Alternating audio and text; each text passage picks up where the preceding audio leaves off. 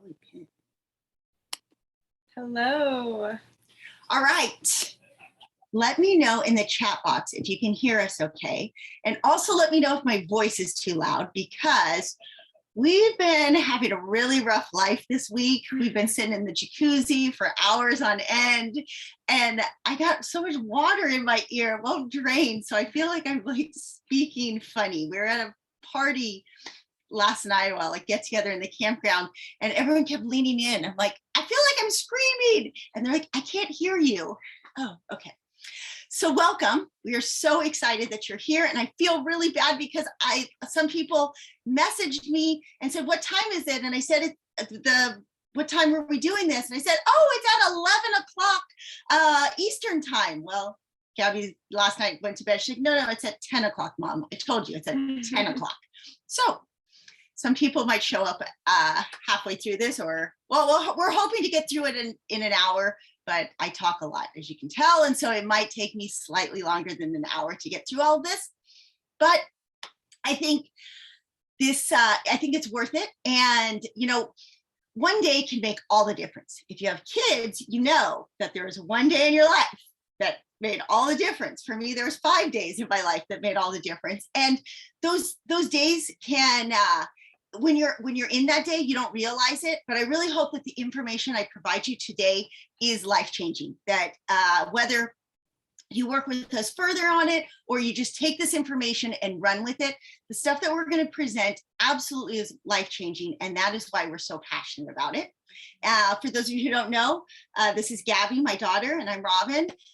We're going to talk a little bit more about our backstory and why we're passionate in a second. But as I give everyone a chance to join us, I wanted to really focus on my shirt, because we're going to talk a little bit about Enneagram 8, but Gabi bought me this shirt for my birthday this year, and I don't wear it nearly enough because it's a little tight, but I love this shirt because it pretty much sums me up, but it also sums up what I'm going to talk about today. It says, Enneagram 8, here's what you need to do. And my Enneagram 8 is so a part of me, in that I just see things differently than the world, and I'm not afraid to just charge and do it. But not everybody is as accepting of that. We weren't raised to be so bold and brave and outspoken. And because of the stuff I'm going to present today, it's helped me be much more approachable to the world. And I've softened and understood that everyone's at a different starting place. And so going into this presentation, I want you to know that one, it means a lot to me that you're here. And two, I'm really empathetic to the fact that you don't have maybe the same knowledge base that I have. You didn't have the same experiences and maybe not the same skill set.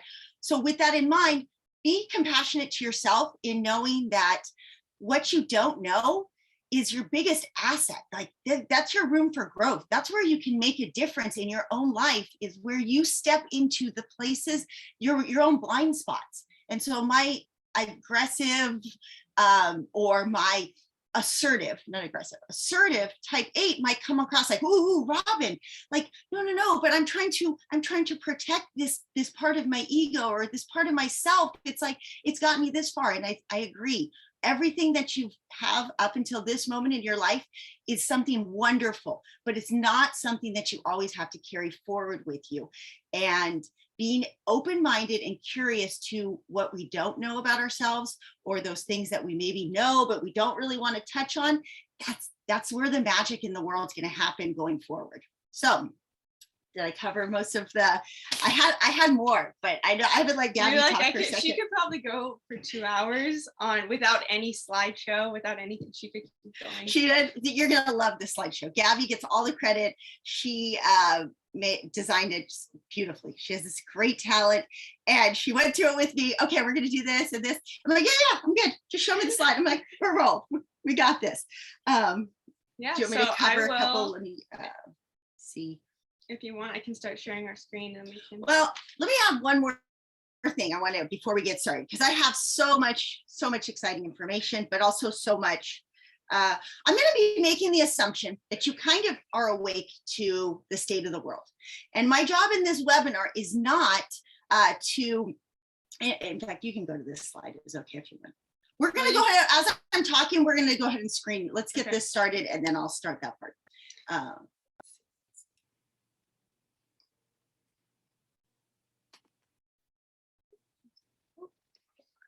Wait, let me share. That's weird. It did not select the right window. For a second, as Gabby's getting that set up, make sure, I highly recommend you have something to take some notes on, because you are 13% more likely to retain something if you write it down as opposed to typing it. So that's okay, don't worry. Go ahead and fix it. As I can just ramble and ramble. And this is our first time to use this app as. There we go.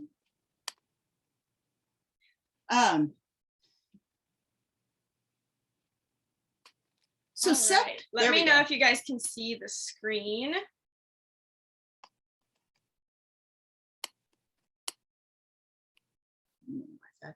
This one? Okay, Lynn said you could hear. Yeah, can you guys see the screen okay? You see our slide? Yay, awesome. Thank you. Perfect. Okay, so Seth Godin has one of the, I had trouble picking which quote I wanted to start with, but if you are deliberately trying to create a future that feels safe, you will willfully ignore the future that is likely. And I start with that because most of us, I think if you're here, you're pretty awake to what's going on. But my job is not to necessarily tell you, oh my gosh, you guys don't understand. There's tornado coming and it's going to blow down all these things. That's not what I'm here for.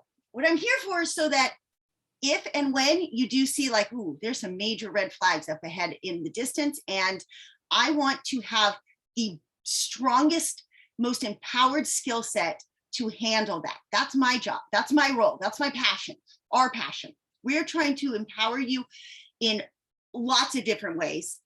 Most importantly in mindset, but also in physical health and being able to not just react to life, but kind of reclaim your life. If you can reclaim it now before disaster approaches or hardship approaches, then you're going to be so much calmer. I mean, that's really a lot of it. I'm not going to go into a lot of detail of how I felt when first COVID hit, and I discovered kind of the truth behind all of it really fast, and I felt so alone. Well, right now, when people wake up, yes, I'll send the quote that I said in the email after this as a wrap up. That way you can, or maybe you can type it in right there.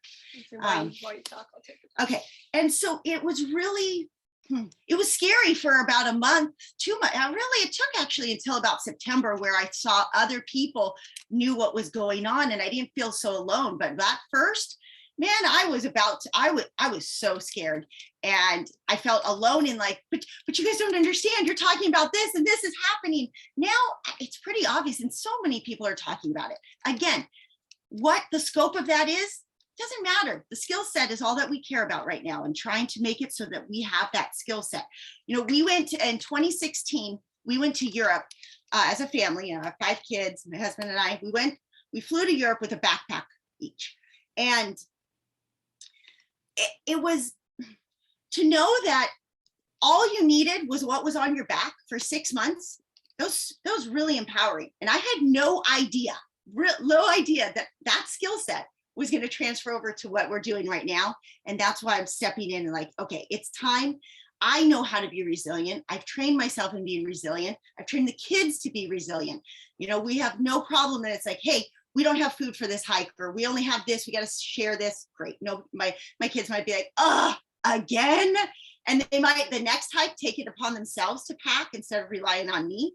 Or we might sleep on an airport floor and they're like, okay, well, this time I'm gonna make sure I'm gonna have a sleeping bag. So at least if I sleep on an airport floor, I'm ready, I'm prepared.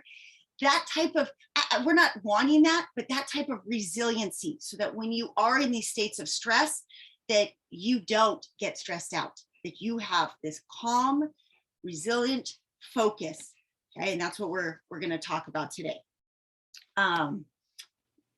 Okay, so this kind of already gave you guys a bit of a welcome, but what we are going to share with you guys in this webinar, we want to share with you some research to back all these ideas that we talk about with mindset, some reasons why it's not just, you know, you have to change your mind and transform your become a magnetic attractor. It's not just this manifestation juju. We want to give you guys some research to show you guys why it is honestly why we're set up for failure on a neurological level, but how we can actually shift that and transform that. And we want to give some inspiration on how you guys can do that, and so that you can wake up excited to start each day. And that's so important, waking up to start to be excited, even in the midst of chaos, or even it's in the midst of uncertainty. Right now, we're going to, hopefully by the end of this presentation, you're going to be able to be like, I feel uncertainty, because there are definitely no certainties. There's probabilities, but there's nothing certain yet. And to be like, okay, I see this uncertainty, but that's okay, because I know I have this strength that I can play off of. Keep it going. Sorry. Go ahead. Okay, so we kind of covered this. You know, for us personally, in the last 2 years, we've dealt with a lot of limiting beliefs, and I guess you could say fear and stress and anxiety about what's happening on macro levels of the world. We worry about economics a lot. And so whatever it is that you feel that you're worried about, concerned about, I think most of us have something that we're stressed about, especially in this day and age. So if you've thought to yourself things like, I feel alone in what I see in the world today, or I'm angry about certain regulations that are being imposed upon me, then this webinar is absolutely for you. We're going to help you break out of that victim paradigm, because no matter what it is that you see happening in the world, whatever version of it that you feel is happening to you, it all comes down to the fact that we are not victims to the external. We can absolutely shift it and become creators, which is what this is all about. Last weekend, you may or may not know, I went to a Bitcoin and sovereignty conference. And, you know, the overall theme of the entire conference was build the world you want.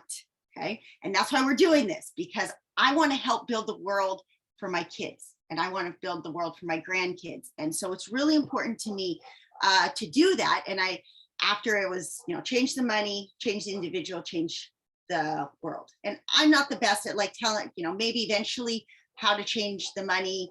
Yeah, Bitcoin plays a role in that, and a lot of other things, but it's really like, I go, oh wait, I know.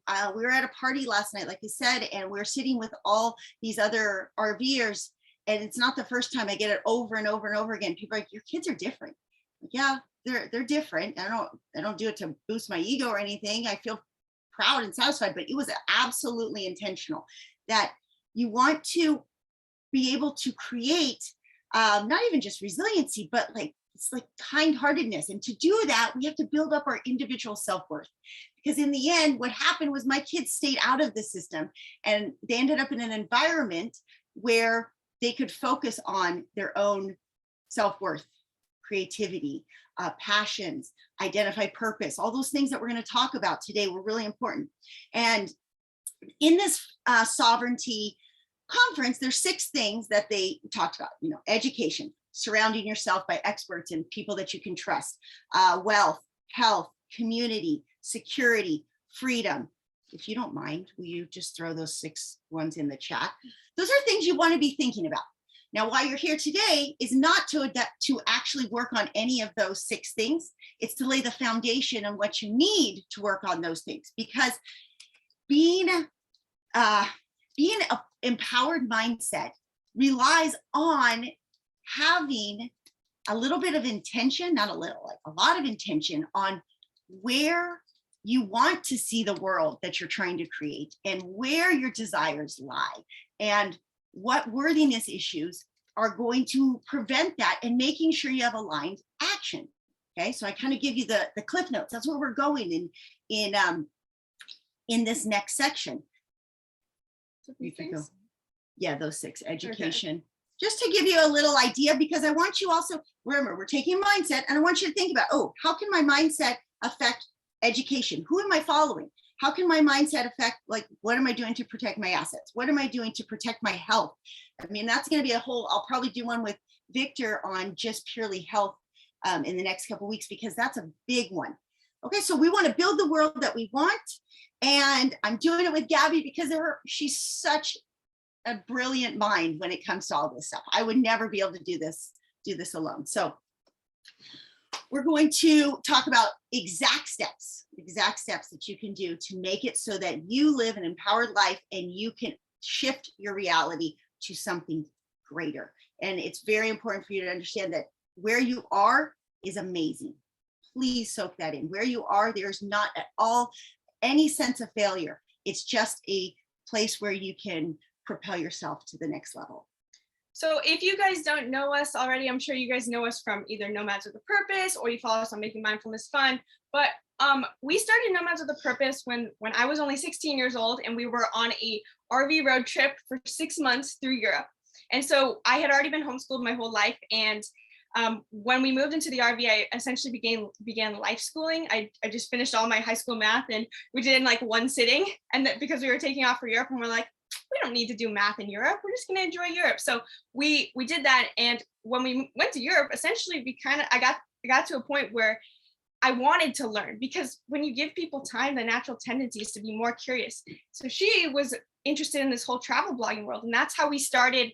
I had all this time on my hands, and she wanted to kind of start her own business too. So we worked together to create Nomads with a Purpose, which is how many of you probably found us. But in the last year, we also started a second brand called Making Mindfulness Fun. And at Making Mindfulness Fun, our aim is truly what we feel our purpose is, because Nomads with a Purpose is great. We love that we get to reach more people, but our passion is about helping you expand your consciousness. So our aim with this webinar and with everything we create is to help you on your journey to higher consciousness, because we want you to be able to experience more joy and love and emotional liberation.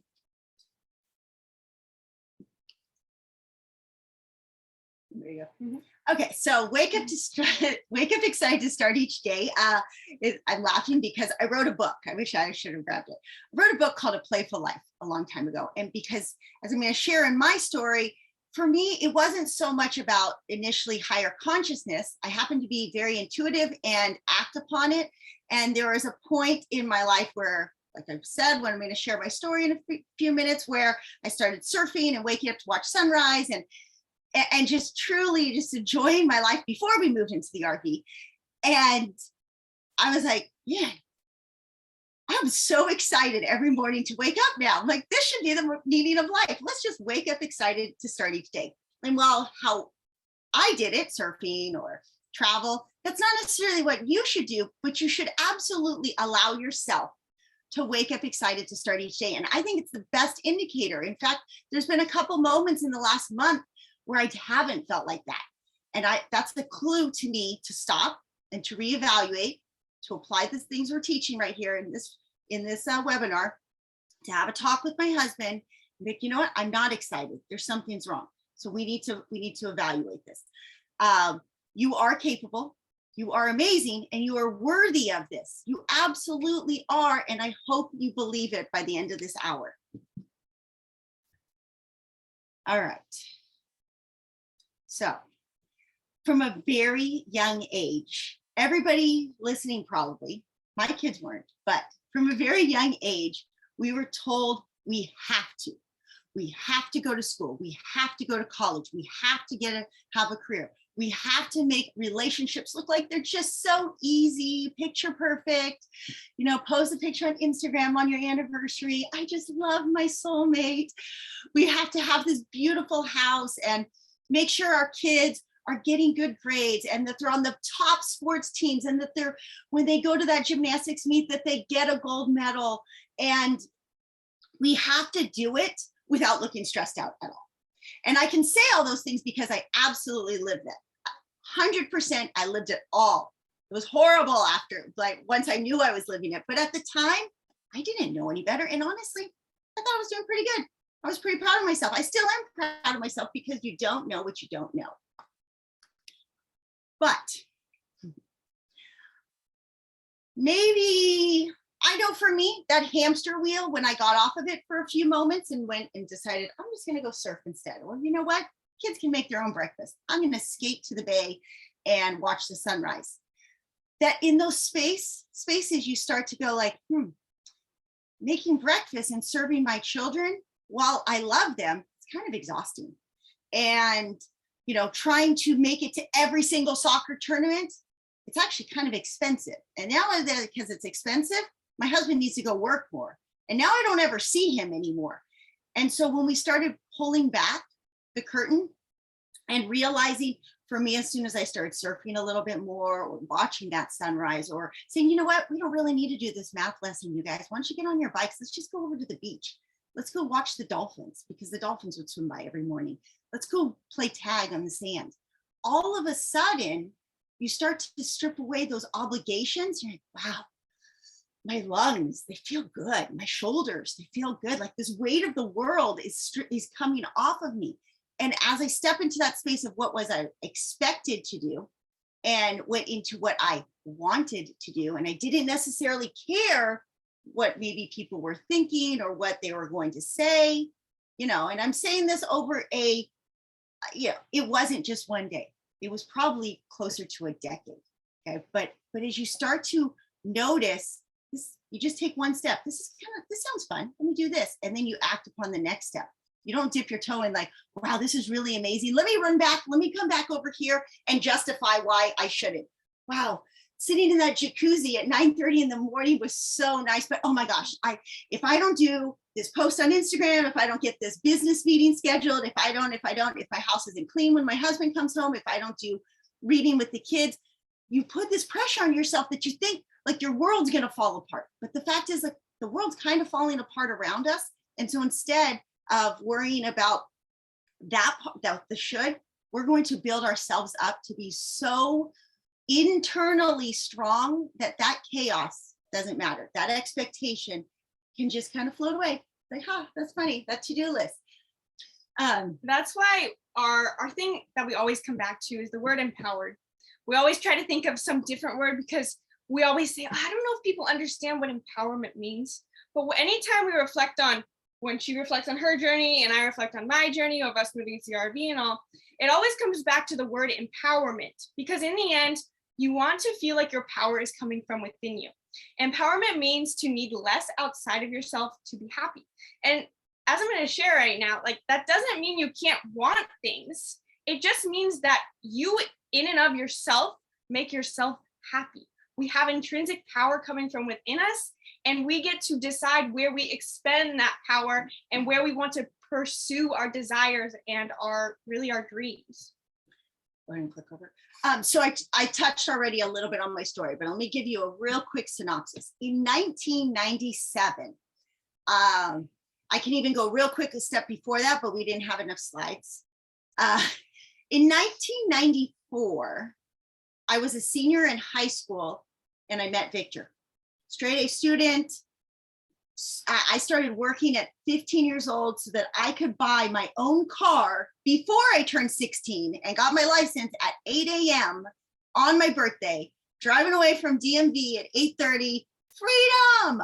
I wanted nothing, like, not that there's anything wrong with my parents, but I had a ton of hangups, traumas from them getting divorced when I was really young, so much anger, different step parents, not feeling loved and heard, and all this stuff. I just wanted freedom. I was going to step into my own power as early as possible. So while empowerment was not new to me at that point, the feeling of status was, or achievement, or having to follow the rules.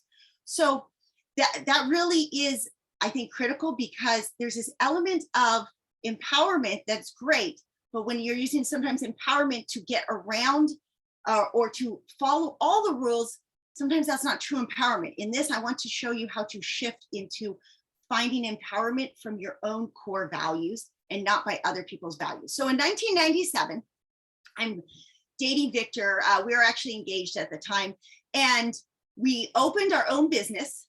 Again, let's see, 1995. I was in my freshman year of college. I had gotten a full scholarship to San Diego State University. My mom was kind of angry at me because I was partying too much with my boyfriend, and we were partying, don't get me wrong, but it was, in relative terms, very light. And so I thought, you know what, I'm just going to move out. So I was 18, moved out. We got an apartment at San Diego State. Victor was going to San Diego State with me. And I was working for the city of Coronado. When I was 15, I had started with the city of El Cajon, and then went to the city of Coronado, and I started their gymnastics program, 18 years old. It was really successful. And I was getting paid which actually in these days, I think I was getting paid 12 or 13 an hour, which is pretty good back then. But I went in and I thought, you know what? I'm doing the math. I brought in 150 students to this program. I run it all. I do it all. They should be giving me a cut. And so I walked in and sat down with the city manager, and I'm like, you guys should be giving me a percentage. And of course, it works for the city. And he's like, yeah, we can't do that. That doesn't happen here. I'm like, okay, that's fine. Well, I'm just going to go open my own business. And so I said, hey, Victor, the Chamber of Commerce is having a mixer. And at this time, I was probably, I was about to turn 20. I was 19 still. And we're sitting there having a little mixer, kind of like last night. And a guy goes, I know the building for you.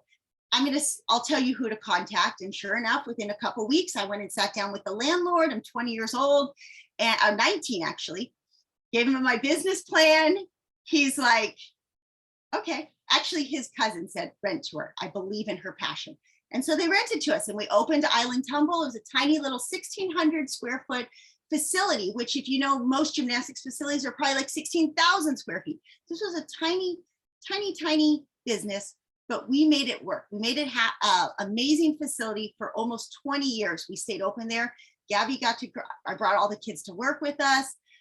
It was great. It allowed us to buy multiple homes. In 1997, we bought our first, I look at this in terms of mindset, and is a partly mindset mistakes. At that point, my husband's family said, oh, you shouldn't rent something. You should buy a condo because you need to invest and build assets. Well, they weren't even talking about building assets in the terms of building wealth. It was all protection. You can't throw your money away on rent. Well, we bought a condo that was really far from our business. That was number one mistake. I look back and I'm like, man, parents should have sat down and said, hey, you're opening this business. For it to be successful, you need to be as close to that business as possible, because you're going to be putting in a lot of hours if you want it to succeed. Instead, we're spending hours commuting. And now looking back, so thankful for it, because it led us to where we are today. Would have gone a totally different way. So we opened this business. We buy a condo. Within a year, I go, this is dumb. We're going back and forth all day long. Rent the condo. Let's just rent a little studio, rent the condo out, rent a studio close to the business. It helped us get it going. Eventually, though, kids come along and you feel this feeling like, oh, I need stability and security. Long story short, we bought multiple homes back out in Eastlake, which was a long commute again. But we got this beautiful house here. And it was kind of, at the time, like, this is my dream house. It's 3,000 square feet. It has 3-car garage. We built our own pool and barbecue. It was a great house. I ended up having 4 kids there. Gabi was already born, but 3 of the kids were born there. Gabi is our second. And again, in 2002, this was before we bought that house, everyone send their kids to preschool. So I sent my 3-year-old to preschool, and school would call me about an hour after I dropped him off. Your child is still crying in the corner. I'd pick him up about a month into it. I'm like, this is dumb. Why am I doing this? We're not going to send him to preschool at 3 years old. It makes no sense. And so same kind of idea, that intuitively there is this thing, this desire, or you take a step and you feel it out. The house that we bought, that dream house in 2003, we eventually had to go bankrupt because of another business offer, and we had to just totally give it up. We could have probably, if we held on to it until this year, could have made $1 million selling that house. That's okay. It's the experiences we've had since then are way more valuable than $1 million. But in 2009, my husband had severe adrenal exhaustion. That's a platform he talks about. If you or someone you love gets to the point where they're just wired and tired, anxious, depressed. I mean, he would become just crying all the time out of nowhere. He couldn't he couldn't manage his blood sugars, all these things. And it took, at the time, we didn't have much information. So I said to him, I kind of took on the role of researching and finding answers. And eventually over the course of about 6 months to a year, we started to heal him. But I was like, I need to change our life. And so we bought an RV and started exploring. And again, it was like stepping into intuition. This feels wrong. Let's try something else. Let's take this experiment. And that's kind of where we are, where we're starting at as far as RV life. We didn't go camping before then. We had never. And since then, all we do is go and search out adventure. In 2012, we finally, we tried to open a business closer to where our house was. It was a beautiful facility, but a complete failure. And it was a complete failure because we didn't have the skill set that we're teaching today. Yes, I would step into like, hey, let's try it. But my husband had no idea what he wanted. He had no awareness to who he was, how his brain worked, what he wanted out of life. He just reacted to the world around him. And so because of that, we got ourselves in a bad situation, and it could have been an amazing business, but instead we had to go bankrupt on it because we couldn't cover our lease. And then because of that, we lost everything else. We lost the first motorhome we had because of it. We lost the house. We had a lot of things. But instead of crying, I just, okay, that happened. Let's go. Let's move forward. So we decided to start. We were having a lot of fun surfing on the beach. We were having a lot of fun camping on the beach. And so we decided to move close to the beach. And really in 2013 is where I changed. In fact, a lot of people that are close to me really don't talk to me a lot because of the fact that they had me in a box of who I was, and that's not who I am today. And I think sometimes for people who have their own trauma that they haven't adjusted to, it's really hard for them to accept that you chose to be empowered and live your life. And I really think these skill sets we're giving you will help you navigate that, because I know for me, I can set better boundaries. I can still love them, but I don't expect them to accept me.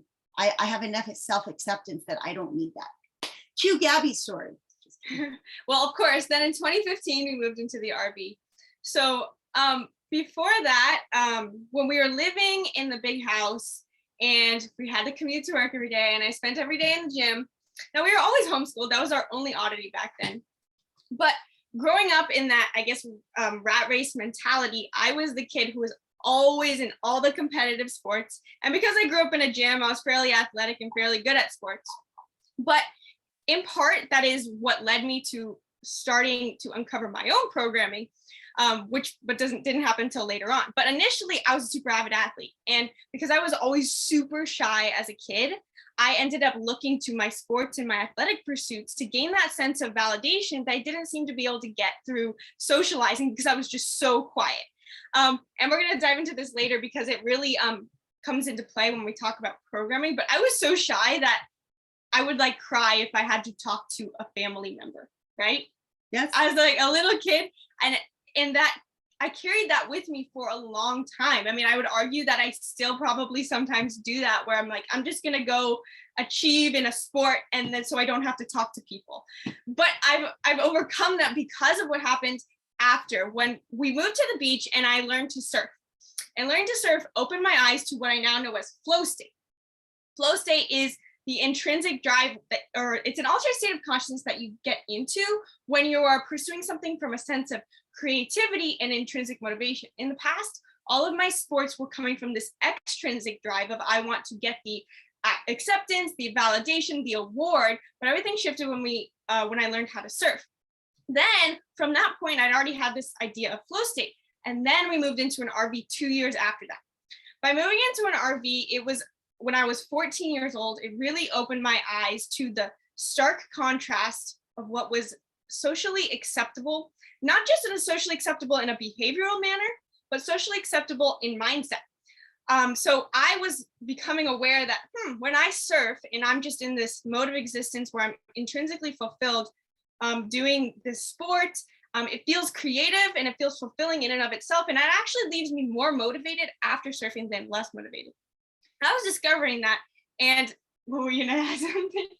So do you see that picture at the bottom corner? That's what you have to do. If you can do that, then everything. I'm just kidding. I had to add a little sarcasm. We promised we were not going to make you rock climb.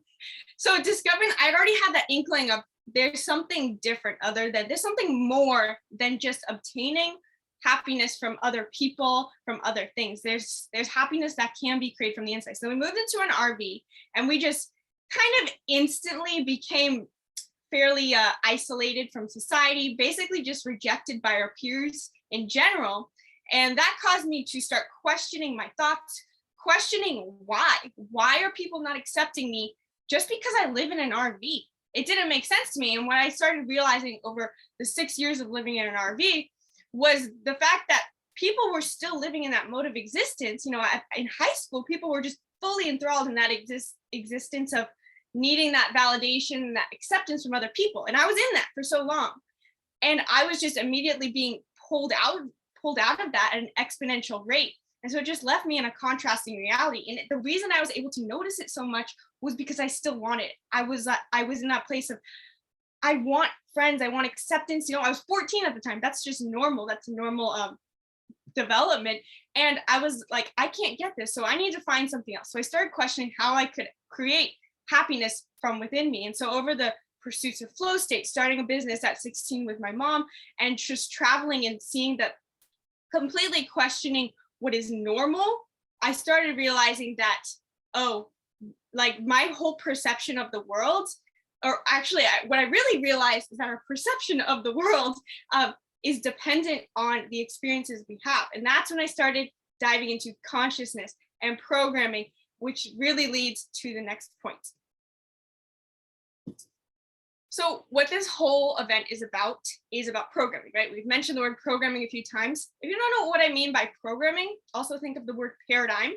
It is the perception that you see the world through, depending on your values, your beliefs, and your thoughts. So to move from victim to creator is about moving from the cause and effect paradigm and flipping it. So the victim paradigm that we're currently in is that we think the external world creates our internal world. That's the cause and effect paradigm we live in. So that's what leads us to oftentimes being materialistic. And I don't mean materialistic in that, you know, you need to buy things a lot to fulfill your happiness, but it can be. But anything that we think external material, any material experiences, certain experiences are going to make us feel a certain way. Certain things we buy, certain achievements, accomplishments, status, even status is still a material thing that is going to make us happy. And so we constantly live in the chase of trying to constantly obtain the next thing, the next experience, the next level of status, and then, and only then, am I going to be happy. But the truth is that if you live in that paradigm, you're never going to have your happiness coming from within you because it's always outside of you. You just put it outside of you. So what we're trying to help you shift into is the creator paradigm. The creator paradigm is where your internal world creates your external world. And so there's two ways that this means two things.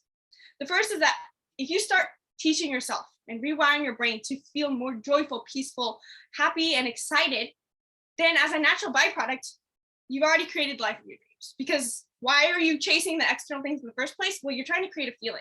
Because really, human beings, all they really want is to feel a certain way, to have emotional experiences for your emotional beings.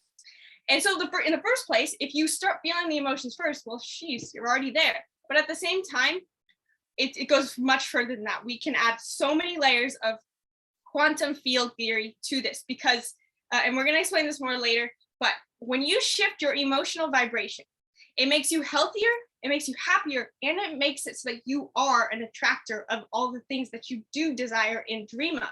And this is essentially what manifestation is, but more on a scientific level, because when you think certain thoughts and you create certain emotions, when you create certain emotions, it actually has a direct effect on the energetic field around your body. The energetic field around your body is not just some mystical aura. There's an actual field of energy around your body, and it can either expand or retract. And most of us, when we're living in stress, we're retracting, and that's when it feels like we're pushing a boulder uphill.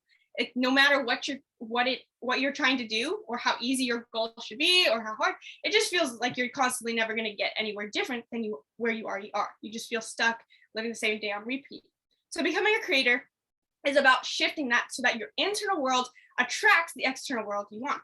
And it's really important to understand that your programming, the way that you grew up in the world, the society sets us up to be in the former. It's essentially mass brainwashing to an extent, and we could argue whether it's intentional or not intentional, but that's just the way it is. The way that the school systems are set up, and the way that our grandparents taught our parents to act, and our parents taught us to act, it's just been passed down for so many years that cause and effect. You have to do this to obtain this. Instead, we need to start looking at it the other way around.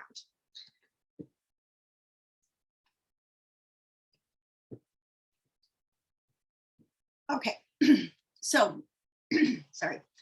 Remember when, let me clear my throat all the way. When I said the other day, I woke up and I'm like, oh, I'm not excited. I need to reevaluate. I need to talk to my husband and go, why am I not excited? And the problem becomes that it wasn't that I wasn't excited because I'm in the beautiful Florida Keys and I'm sitting in a jacuzzi. Those are all external. The reason I wasn't excited was because I was losing that feeling of newness. I was getting trapped in a feeling of stagnation.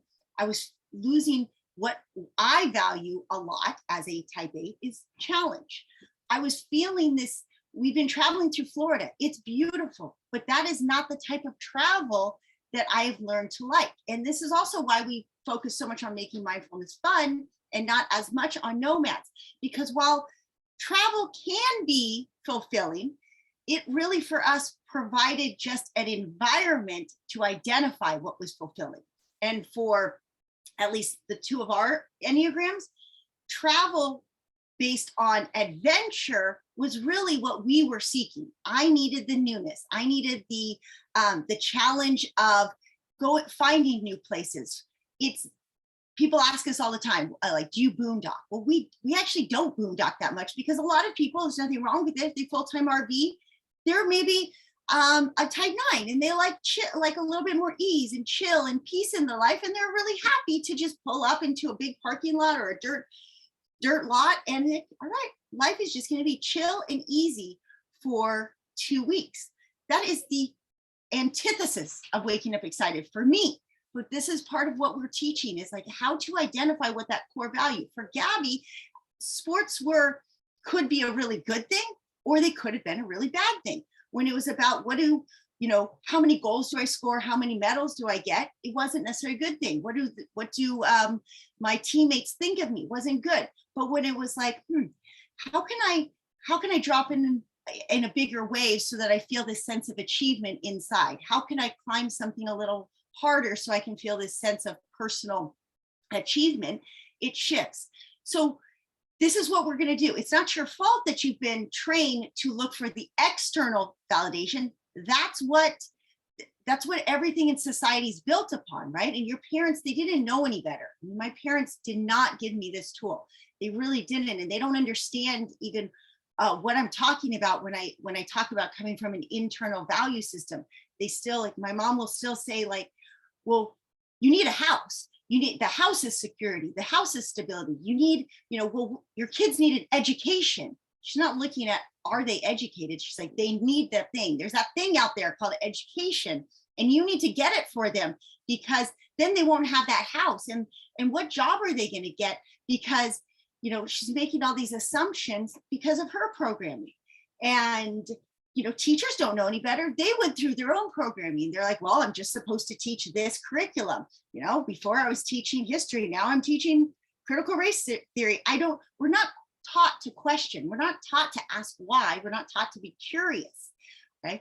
If you're here, I know you're not like that, because nobody would follow me follow us without having some element of this that speaks to them. You have to be curious to be here to begin with. Okay, you already know you have this sense of creativity within that you're waiting for somebody to give you permission to take to the next level. So if programming is the thing in the end that is holding us back and creating all these limitations for us, programming is the place that we believe that we need to begin with. So what is programming? Now, how many of you, you guys can just type into the chat box, have any of you guys heard the term programming before, or is this your first time to hear? You guys could just say like yes, or This is I've learned about it. I'm excited to learn more. Let me know in the chat. Or even does anybody feel like they're actively pursuing like changing that program? You know, I think it's one thing for, you know, Victor's been around us for forever, and he, you know, he knows he'll say the word programming, but he's not necessarily embodying it. And I'm going to talk a little bit, so you guys are going to be shy. So programming is the idea that thank you, Ash. Your personal reality creates your personality.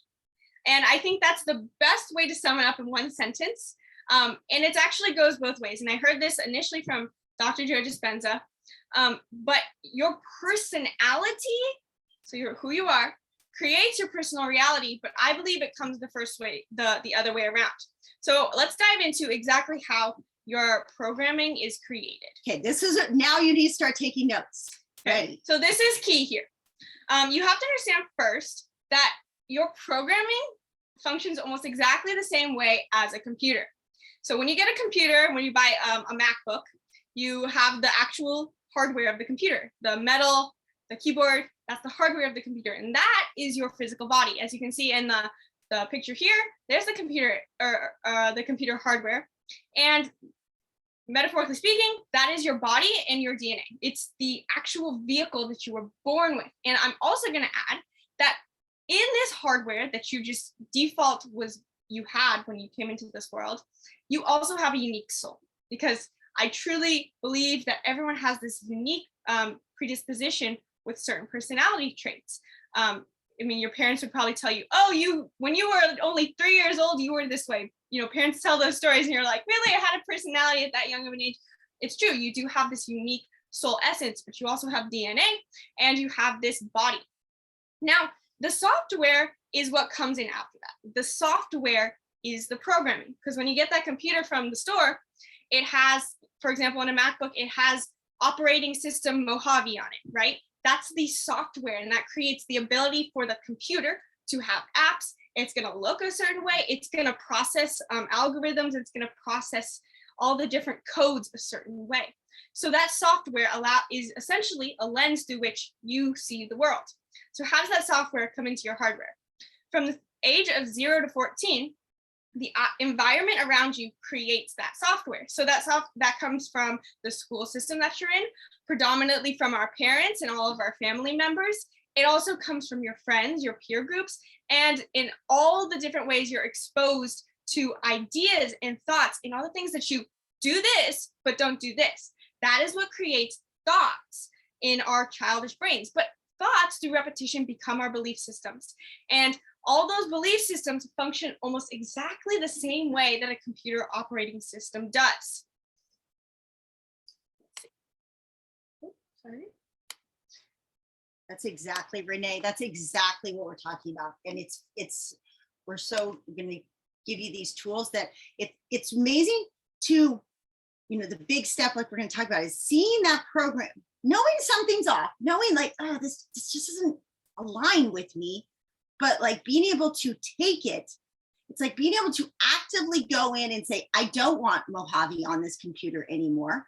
I'm going to go out and like look at a decentralized program that I can insert into my computer. Because you cannot get rid of your past program, and you can you can start to notice certain algorithms or thought processes that are continuously running in our brains. And you can't necessarily click delete, but you can override it with new programming. You can shift that algorithm and make it something that works for you instead of against you. And if you saw in the last one Gabi was talking about, I think she didn't really touch on it, but so you know, from 0 to 14, obviously it's not, you had school system probably, or even if you're homeschooled, you have, you know, this is a really big thing that even us parents as homeschoolers, we have to be really intentional about how we are educating our kids, so that because we're putting a program on them. Family and friends did, and then direct experiences. This is why trauma is so hard, but something we really do dive into, because a lot of times that trauma happened in those formative years. So in an example, let's break this down even further, so that It's not just this theoretical, oh, okay, I got these direct experiences. What are those direct experiences? How do they affect you and why do they matter? So you've got this soul tendency, right? That's kind of your hardware, your unique soul. And after that, you're going to naturally develop an unmet need. And unfortunately, no matter how you choose to parent, even with the best parent, you still suck. That's okay. Anyway, no matter what your childhood was like, everyone's going to end up with an unmet need. That's why you end up as one of the different 9 Enneagram types. If you're aware of what the Enneagram types are, if you follow us on Making Mindfulness Fun, you're always going to end up with some form of I didn't receive this, and that creates your unmet need. Now, unfortunately, some people also develop trauma, because an unmet need really is a trauma, but sometimes some people are like, well, it wasn't that bad, so I'm not going to call it a trauma, but it's neurologically the same thing as a trauma. And then some people have that unmet need as a severe trauma, which makes it much worse.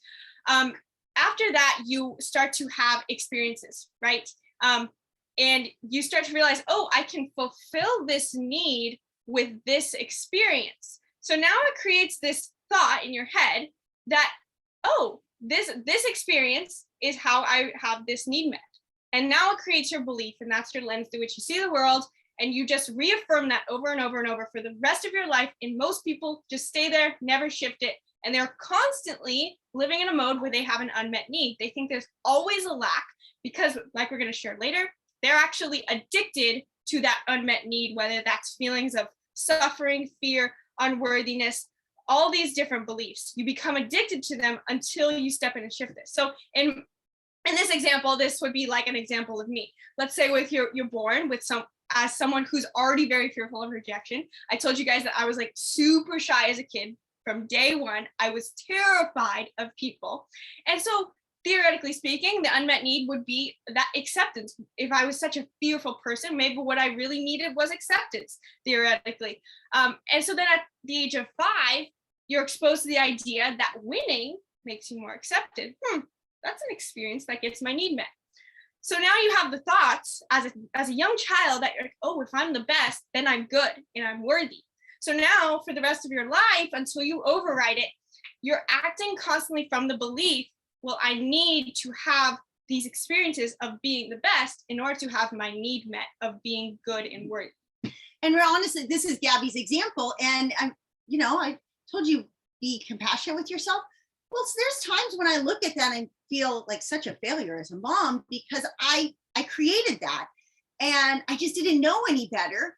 And I was playing off of my own, which you'll see in the next slide, my own trauma. And so I look at it now and go, wow, if I had known the Enneagram and understood programming, I would never have put her in competitive sports. Or if I did, I definitely would not have said the things that I would say as a parent back then, because all I was doing was perpetuating the issue more and more and more. She was so shy. She was attached to my leg until like 14. Definitely till 6. We'd have a gym. If we were 5 minutes late, she'd be in tears because she felt unaccepted. She wasn't even be accepted. I thought people were going to judge me and they were going to shame me for being late, which was totally irrational. And I was getting her there late because of my programming that if I wasn't the best and doing everything and achieving more status, in retrospect, I'm like, man, I should have been so much more nurturing and just showed up 5 minutes early every single time.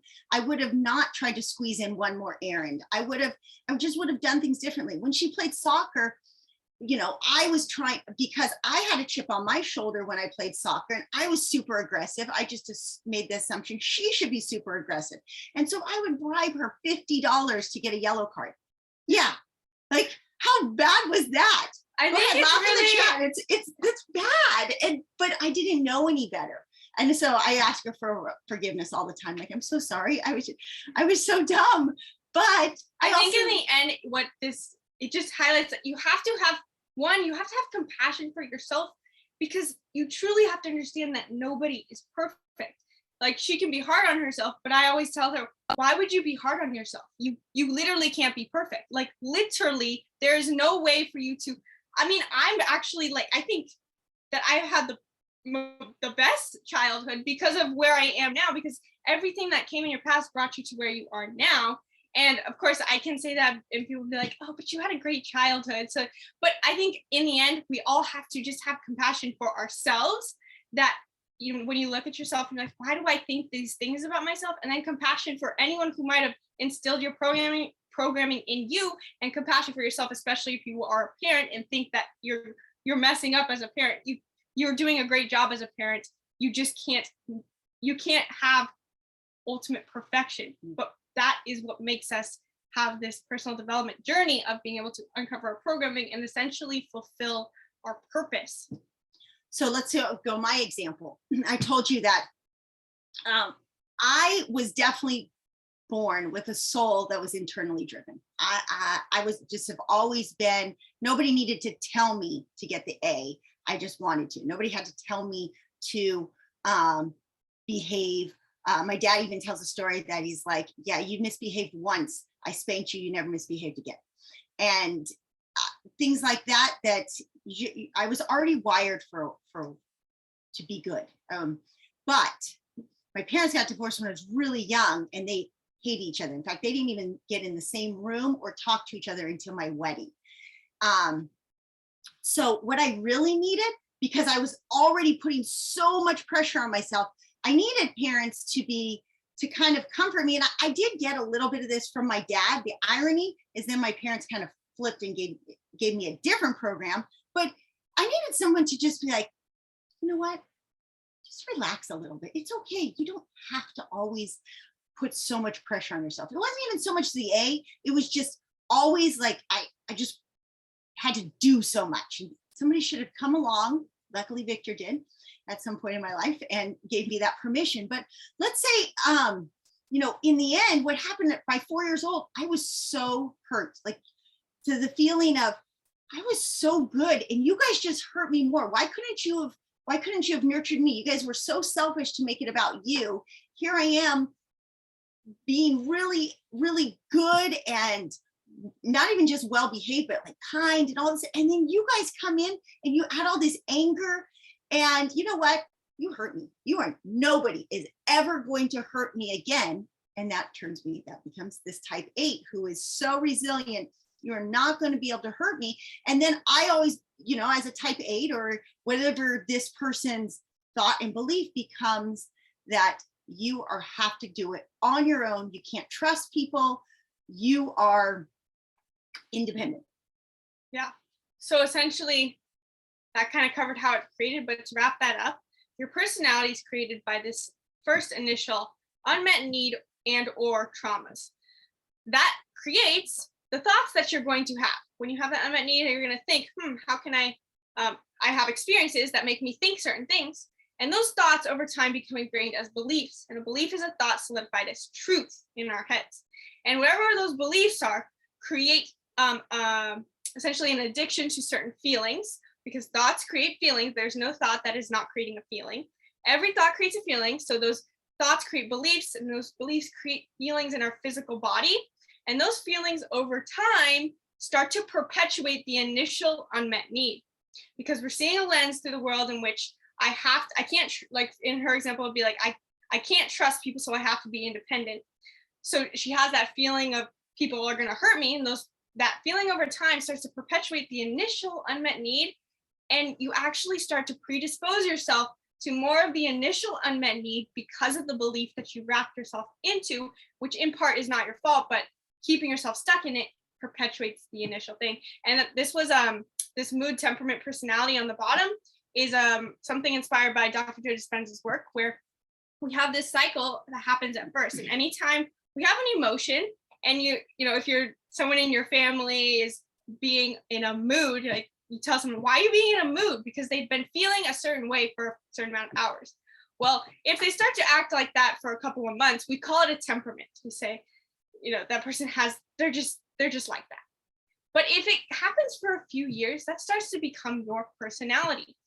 And that's why we do talk about the Enneagram a lot, because in the end, the Enneagram actually indicates to us the certain negative emotion that you're holding on to, and it's becoming your personality. Your Enneagram you're not born as an Enneagram.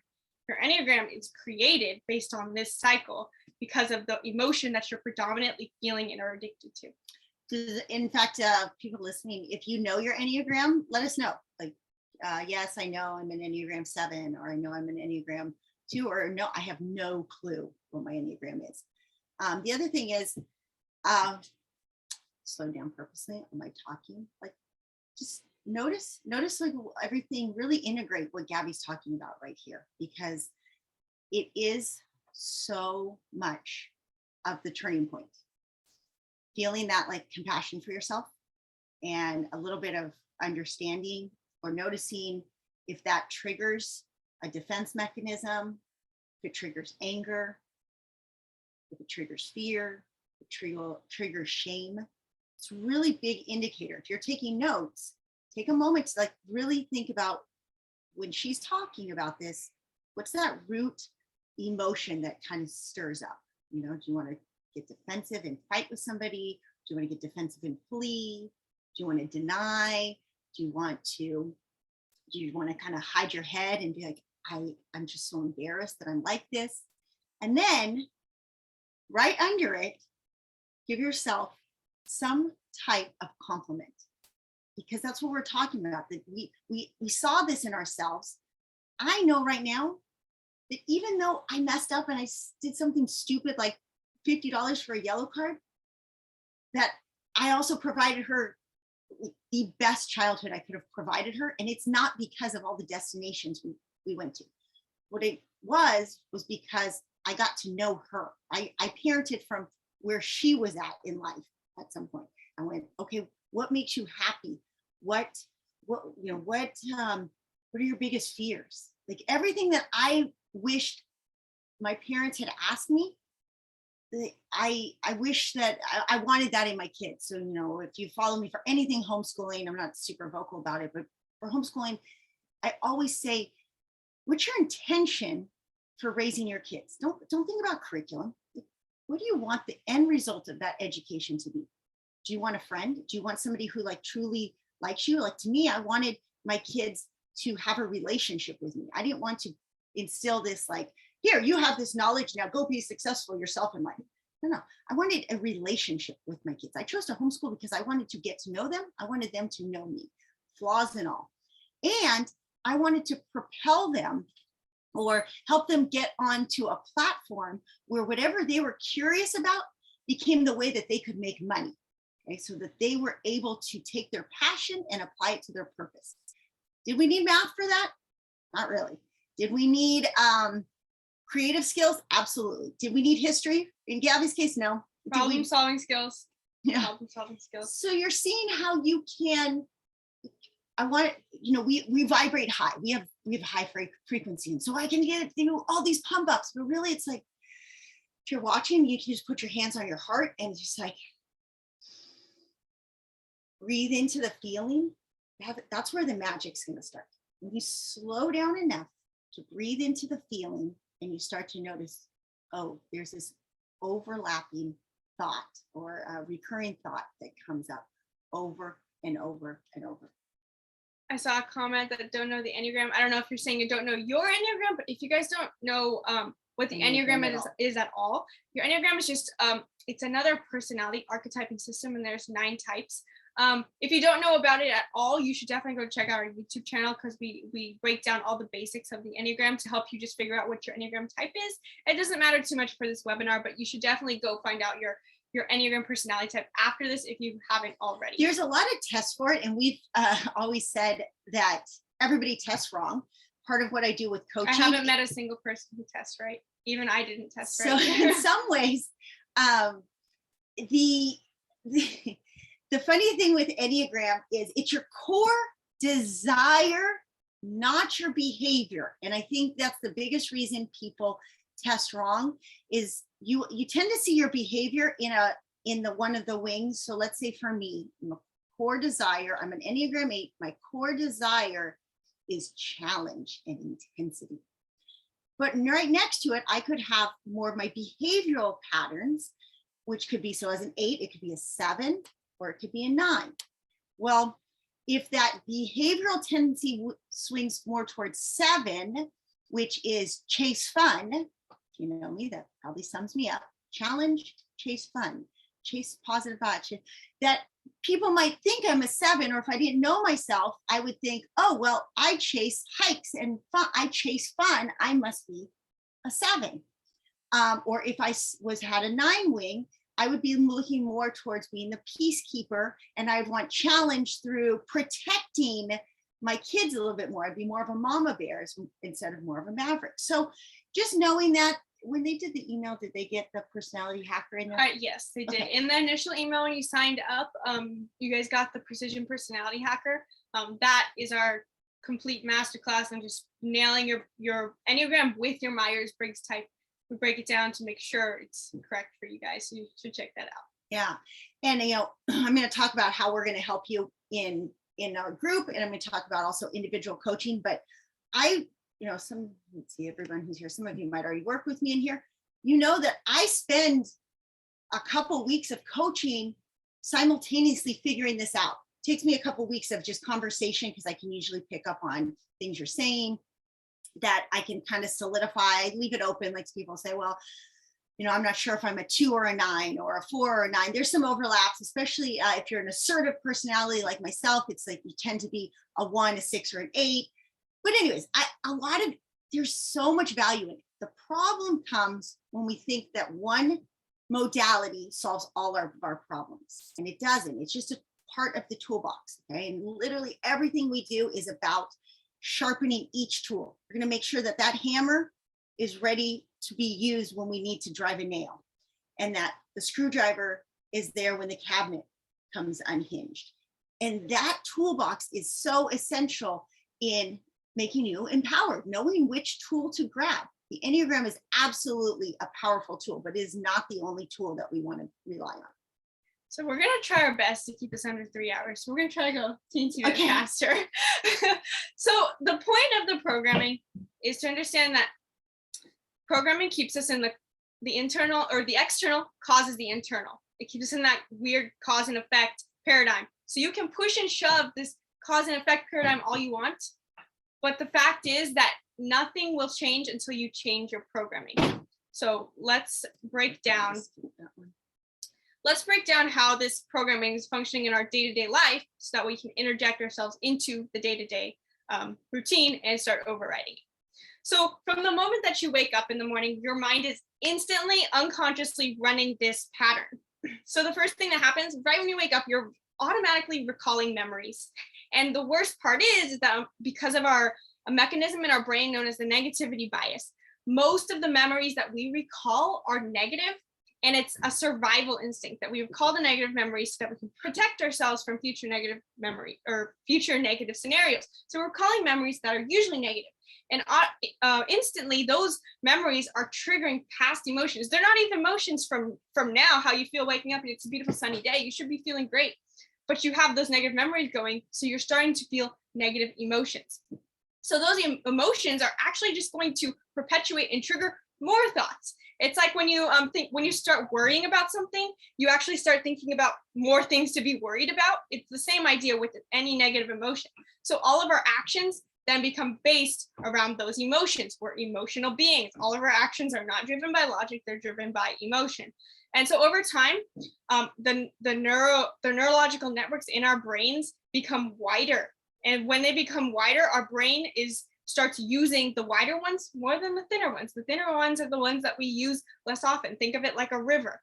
More water is going to run through the larger canals and tributaries, and our brains are the same way. And so what happens is that because we keep running this network, recalling a memory, triggering an emotion with more thoughts and more emotions, and our actions are following those emotions, the network that our brain goes on becomes automatic and unconscious, and we are starting to lose our free will to a neurological program.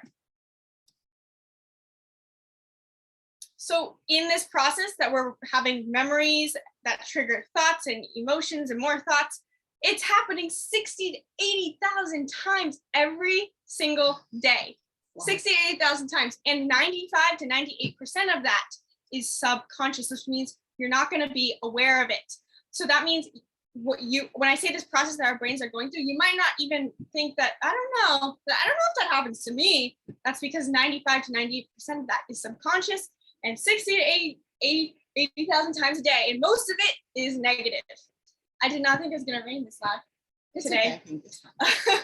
So because our brains prioritize the storage of negative memories, like I said, with the negativity bias, most of those 80,000 thoughts lead to negative emotions, which is why we're not just losing our free will to a program, we're losing our free will to a negative program.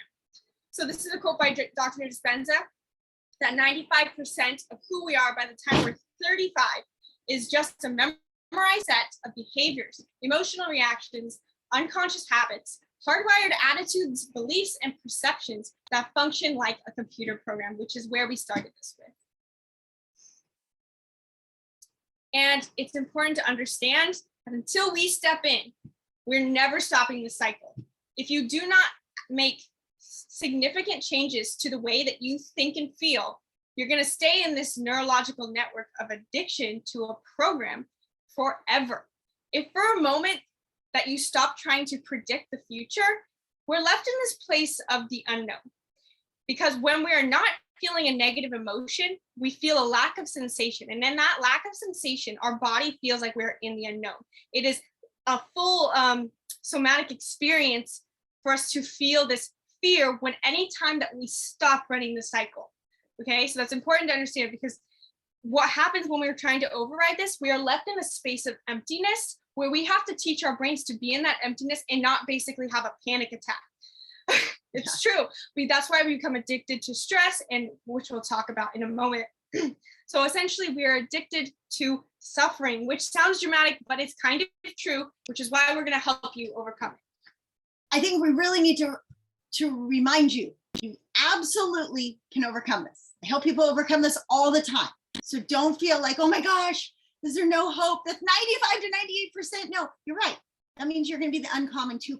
But I totally believe that anybody who shows up here is already the uncommon 2%. So we will definitely be able to give you the tools right now on how to do it, the very simplified version. And then we'll also give you the way to walk you through how we do it in detail. So the consequence of living on autopilot. It's not just leaving us in a negative emotion, but it's also causing effects on our health. I know I don't want to overwhelm you, even though I know we already did. But the fact is even disease, how we think of it, how we've been programmed to believe exists, is also the same thing, where we've been trained that our emotional state is external. We'll be happy when we get that thing. Well, we also have been trained to believe that disease is that thing out there that's going to harm us. But it's not true. And again, I don't want to try to change all your belief systems in 2 hours, but it's so empowering in your health when we can shift this paradigm. And a lot of people, on the other hand, think that they're just born to have a disease, that, cancer runs in the family. We think that we don't have any control over it, that it's something that we might just be born with in our genetic code and we can't do anything about it, but it's not actually true. Epigenetics is all about how our inner and outer environments. But I think that's really, really important to understand that it's both. It's not one. It doesn't mean I can just intrinsically put all my thoughts on a positive path, and I can go eat McDonald's every day and I'm going to be fine. That's not exactly how it works. We need a balance of the two. I really think that is super important today. That's not to say that the other way, that you have to, eat 100% organic and keep yourself in a bubble and meditate all day. And now, okay, I'm going to be free from disease. It's a balance. Epigenetics is so important to understand that what we put inside our body, including our thoughts, and what we surround ourselves around in our environment, and the people's thoughts we're surrounding ourselves with, is so, so important. That's why you're the product of the top 5 people you hang out with the most. Go ahead. I forgot if it was my turn or not. So like we said, the inner environment is not, what do you think? The inner environment is created by the thought emotional pattern. That is our inner terrain. Our inner terrain is full of electromagnetic pulsations and frequencies that start in the brain, and those signals in the brain are signaled down into the body, and those create emotions. And then those emotions can either upregulate or downregulate a certain gene.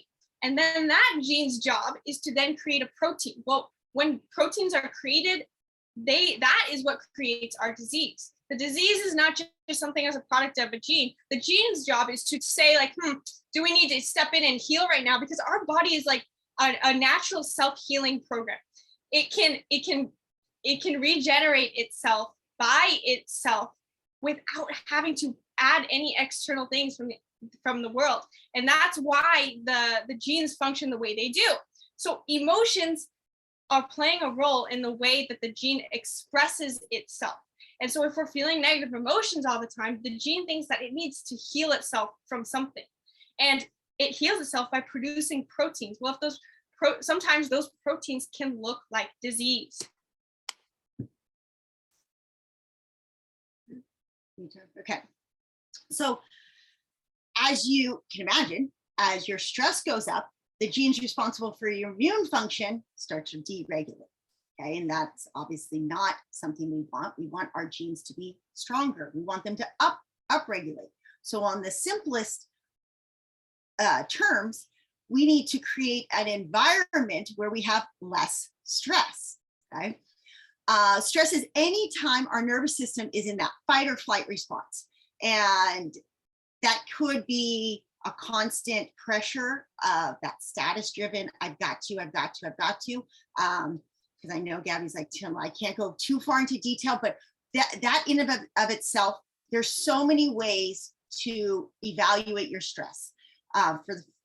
Just think about yourself. Put it on a scale. Would I consider myself at a stress level 1, almost no stress, 10, max out in stress? If we're constantly hovering at that red line, then you're going to be really like damaging your immune system and really causing disease down the road. Not to scare you, because you can shift that. That's why meditation becomes so important, or a lot of different self-care techniques, just even getting a massage, going out for the weekend with your girlfriends and having a glass of wine is so important. All those things that help us de-stress. Breathe, sleep slower, breathe deeper, relax your shoulders. It's not that meditation is that thing out there that if we get that thing, it's going to fix us. It's that when we just tune in and lower our stress. And really the simplest way to notice your stress is, are you in a fight or flight? What's your heart rate at? What's your inflammation level in your body? How much patience do you have for the people around you? Those are all indicators of stress that we can use to evaluate. Because I'm going to tell you, when my husband was in an ER with adrenal exhaustion, which they didn't think was adrenal exhaustion, they labeled it with all these other things, but I knew he just was stressed out. He would say, though, I'm not stressed out. No, his physical body was stressed out. He couldn't work any more hours. He was destroying his body in the gym, really. And subconsciously, his body was telling him, like, you can't keep giving. He wasn't tuning in to the fact that he took zero time for self-care. He thought his workout was self-care, but it was just a stress. So we have these, they go together. Our programming absolutely dictates what we define as stress. We might not think to us it's not stress, but our body might be sending us signals that no, you need to slow down. If you don't slow down, that's okay. I'm going to give you this little bit of back pain or this little knee injury, or I'm going to give you this cough to remind you that, like, hey, I need to heal. I need time to heal. And so we become super empowered when we use these signs in our body as a signal to, like, hey, pump the brakes now. Let's take care of me. So 75% of our time is spent in a stress state. And like she started to get into, stress is not just this idea of, I gotta go here, I gotta be there. This stereotypical idea of stress is not what most of us are expressing as stress. In fact, any negative emotion is stress, because stress is anytime you're out of homeostasis, and negative emotions throw you out of homeostasis. And so we actually have an addiction to stress, but it's the exact same thing as having an emotional addiction to a negative emotion. So all of us, until we start actively overriding our programming. We're all addicted to a certain negative emotion, and that can be dependent on your programming that you received growing up as a child, that unmet need that we talked about in the first place. So what this looks like is feeling, always finding a way to feel guilty, unworthy, or angry, frustrated, anxious, or sad. One of these emotions is going to stand out to you more than the others, and that is your emotional addiction. And when you're going to find it in the thought process that play out throughout your day.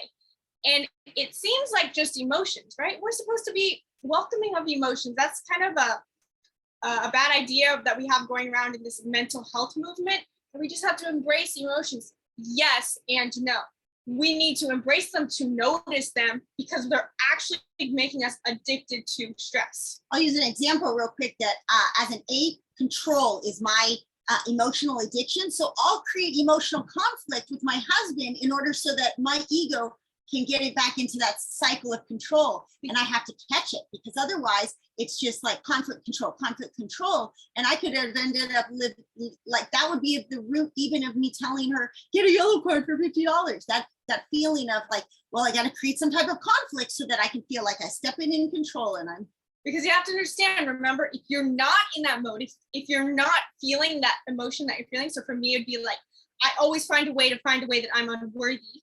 If I'm not in that, then my body thinks that my life is being threatened because it needs to feel sensation. And the neural pathway that is more dominantly used is the negativity bias. So it's not going to go to, okay, let me find a positive way to feel emotion so that I don't feel like I'm going to die. It goes to the negative one. And the reason for that is because of synapses. So you might have heard this common term that neurons that fire together wire together. If you haven't, it makes sense. Neurons that are used together often wire together. That's why certain thoughts are used to trigger certain emotions. And that's why they will continuously trigger the same emotions because that network has been merged to activate at once. And I always think of it like an algorithm that it's just used to when this happens, we're going to fire this signal and this signal is going to send this signal to our brain so that this thought will always occur with this emotion. And sometimes it also takes part in an action, right? So when I feel this certain emotion, I'm going to say this thing to this person. And it's just automatic and unconscious because the neuron network for communicating in that way is going to be associated with those thoughts and those emotions stemming from your programming. And neurons that fire together, wire together, the basic gist is that certain synaptic connections, synapses are the way that your neurons communicate with each other. The more that they get used, the stronger that they become, which is why it's a predisposition to more of the same experience. So these are the stats we had earlier. We have 60 to 80,000 thoughts a day. 95 to 98% are subconscious, and 75% of our time is in stress, but that AKA, that means a negative emotion because the stress is our addiction to negative emotions. So this all comes together. You can kind of start to see the picture of how we are just living in this unconscious program of being addicted to negative feelings, thinking bad things about ourselves, and really just having these habitual thoughts and feelings. But we do have this ability to overcome that. And that is because the brain does have neuroplasticity. Neuroplasticity is our ability to change the wiring of our brains. Because right now, when you have this setup of subconscious thoughts that are running through negative emotions, you've got these very wide canals of the river you're just getting used to going down those certain tributaries of the river. And they're all used to firing together, all of these neural pathways. But you can change them, but you have to consciously start using new neural pathways. And with repeated use, you can actually make those new neural pathways of positive thoughts and beliefs the more dominant one, the biggest tributary of the river. We're laughing the brain. I know, I'm all like, do this here. That's what So the more you think and feel a certain way, the more likely you are to think and feel that way in the future. Which really comes back to our programming. Unmet need, thought, belief, feeling, and feelings over time perpetuate the unmet need because the neural pathway just gets bigger. I'm not going to touch on this too long to keep it shorter, but you probably noticed that when you go on vacation, it takes you until the very end to kind of rewire that. You're addicted to stress, you're being busy, but then all of a sudden, day 7 of the vacation comes, and just before you're about to jump on that plane, you're like, oh wait, I finally relaxed. Because that's what used to happen for us. We'd go to Hawaii every year, and it would take till day 7 before Victor would relax. And I mean, even myself to some extent. And then he would be like, wait, I'm not ready to leave. So then we started doing 2-week vacations, just so that he would know, okay, I know I'm going to take a while to wind down. But even in our travels, we travel so fast we're replaying that. He doesn't ever get a chance to relax, which is why, in a way, he doesn't love this lifestyle. He enjoys it, especially like today. He's like, how can we make it so we don't leave the keys? And now I'm like, but I don't want to stay here forever. But I understand where he's coming from. He's like, we've been here long enough, and it's familiar enough, because it feels a lot like San Diego to him. It feels enough that he's like, I finally can relax. When we when we travel fast and go to new cities, and it's his programming is set up to be addicted to fear. Yeah. And so another way that we can look at this addiction to fear is that, or addiction to fear, I should say, addiction to fear, but stress. So whatever your emotion is, it might not necessarily be fear, anxiety, worry, could be unworthiness, anger, control. So the only way to control our addiction to that stress is to get out of beta brainwaves. From the moment we wake up in the morning, we are entering one of the 5 brainwaves, which is known as beta. And beta is stimulated anytime that we have to be focused on our external world and focused on stimuli. We have to concentrate, be alert. We have to think about our schedules and our to-do lists. And my kids have to be here at this time, and I have to get this project done at work. The second we start focusing on our external world and our 3-dimensional reality that we've been taught that we have to create, to move, to create this effect that we want, the cause and effect paradigm, we're in beta. We spend way too much time in beta. In fact, most of us never get into gamma, and we spend way too little time in alpha. And alpha is the only way we are going to ever escape our addiction to our programming. Alpha is where we shift into this ability to change our neural pathways. We literally cannot start creating new neural pathways until we get into an alpha state. And our alpha state is a relaxed state. So essentially, in a sense, the only way to get out of our stress is to relax. But more specifically speaking, the only way to overcome our limitations of our negative emotions is to find a way to be in a relaxed state of creativity. So in a sense, we have to turn inward and find our creativity. And as you're listening to this, I want you to make a note to yourself. How much time do you think, on average, you spend in that relaxed state currently? Because if you write down like, well, maybe 10 minutes a day, well, your first step, your easiest thing to do is to spend 20 minutes in it. Like that's I'm going to give you small tangible steps that you can do. So while you don't like, oh, I'm horrible, I suck, I don't do this, just switch it. Just switch it with a small imperfect action of, I'm going to go for 20 minutes of de-stressing. Okay, it's not going to rewire your entire programming, but we can't rewire it without that. So making a little bit more time for just calm. And this is just a brief summary of a study that they did where they took 120 people and they had them meditate on a positive emotion for 10 minutes, 3 times a day. And after just 4 days, 4 days of 3 10-minute meditations, they studied 7,500 genes of those people. And these are the results they found. This is just from meditating 10 minutes, 3 times a day. They found 2 genes that were these are all genes that were upregulated. So they found more of them. So the genes that suppress cancer growth and tumors were upregulated. So that lowers the risk of cancer. They found 2 genes that stimulate stem cells that repair damaged tissue. They found the genes for anti-inflammatory were upregulated.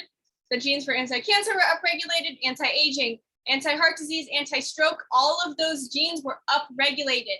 The genes for neurogenesis, which is your brain creating new cells, and anti-neurodegenerative, so any degenerative brain disease that we have, these were all upregulated.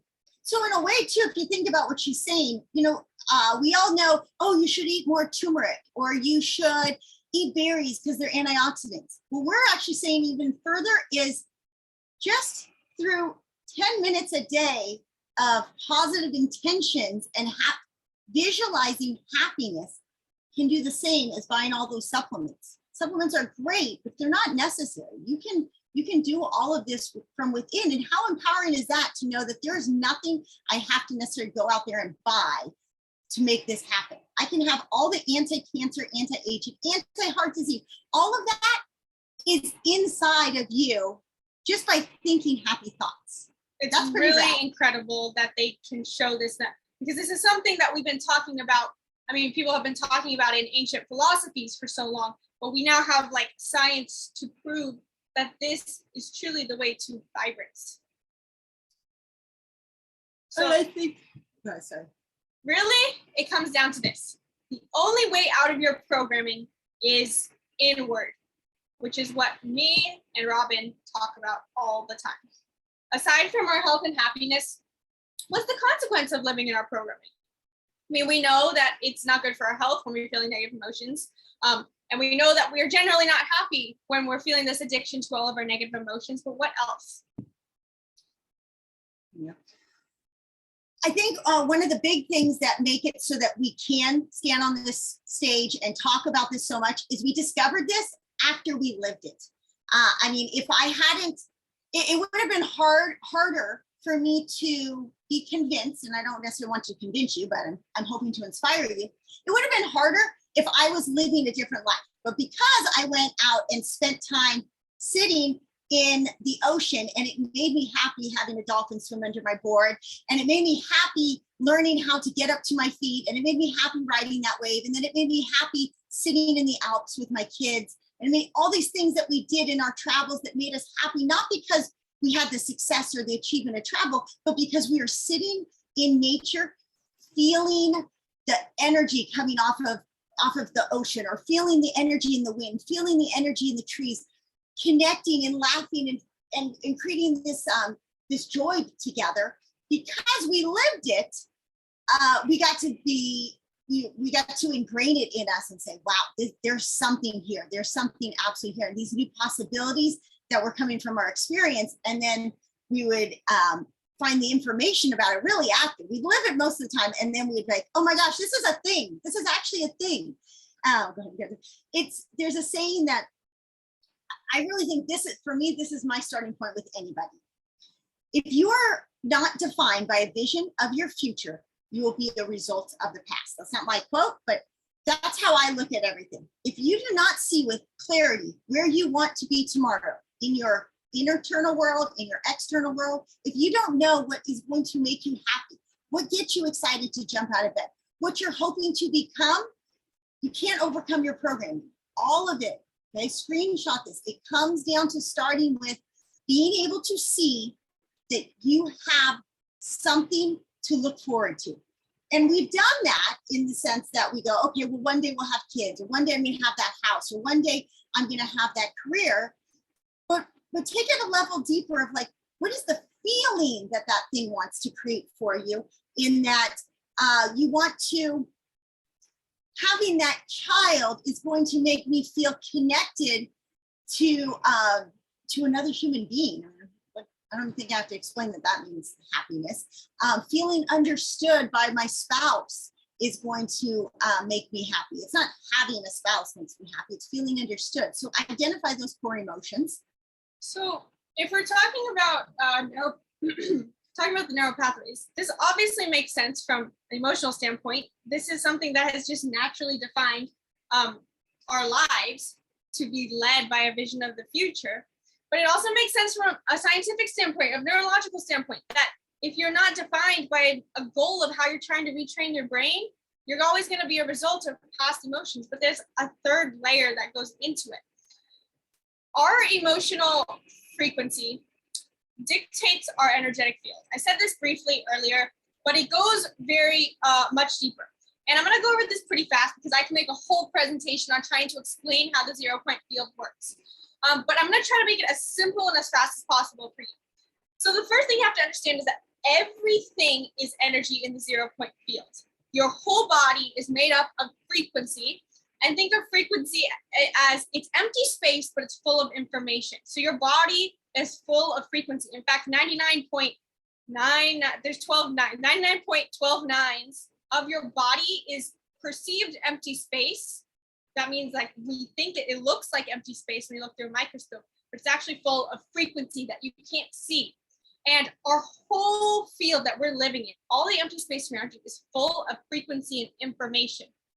And this field that we live in is infinite and invisible and interconnected in every which way.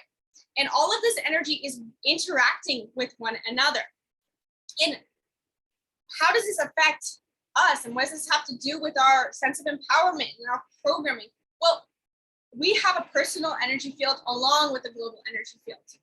And the way that we go through that cycle of creating our personality, how we have an unmet need that creates thoughts, and those thoughts create feelings, those feelings create more thoughts, those thoughts create more feelings.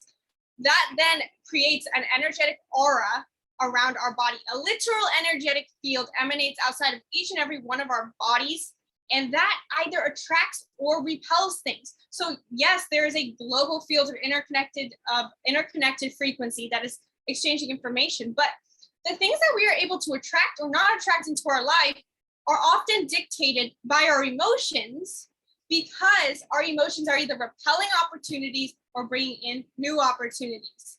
So to put it simply, your emotions are creating an energetic frequency, and you will always attract an exact match of your energetic frequency.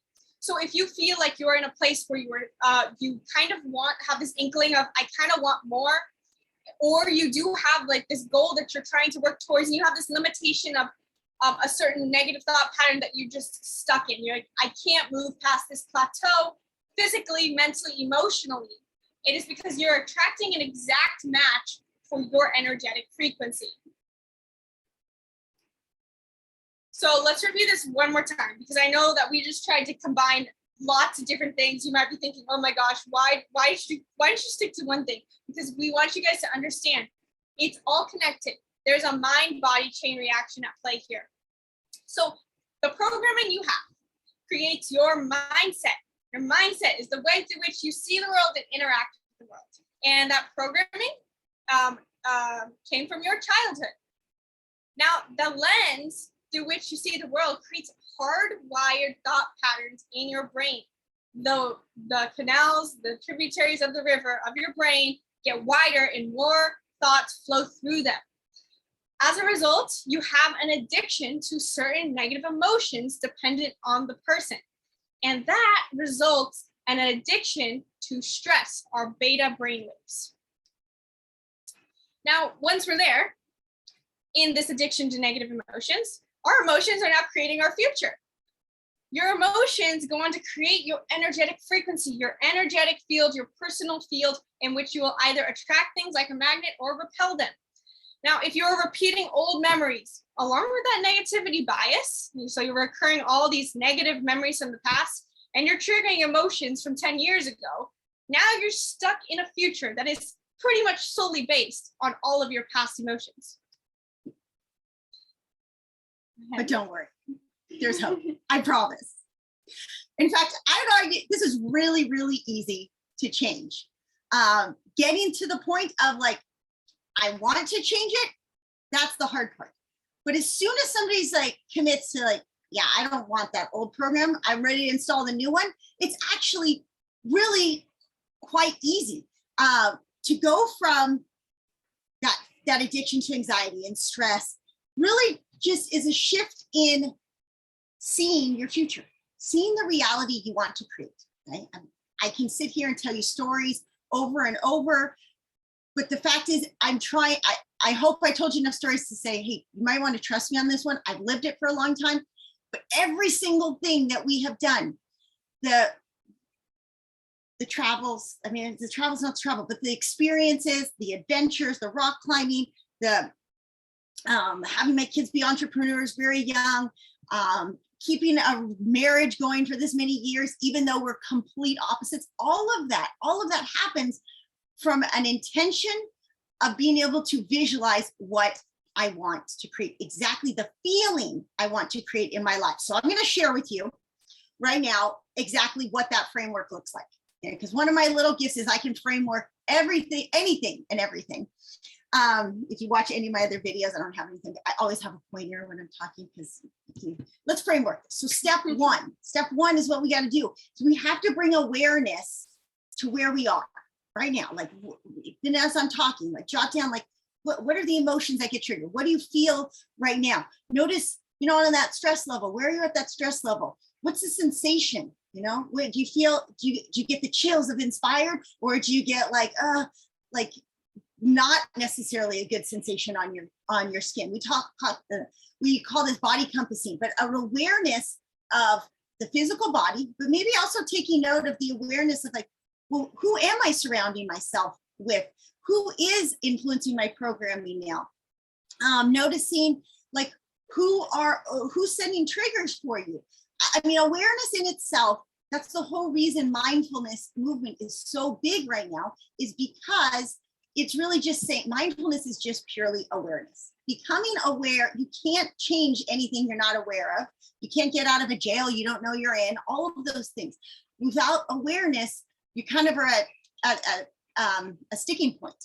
So while it's great to have awareness, we need to be able to do something with this. And I spent the entire, my throat sore because I had this really long talk with my husband this morning because we're doing this.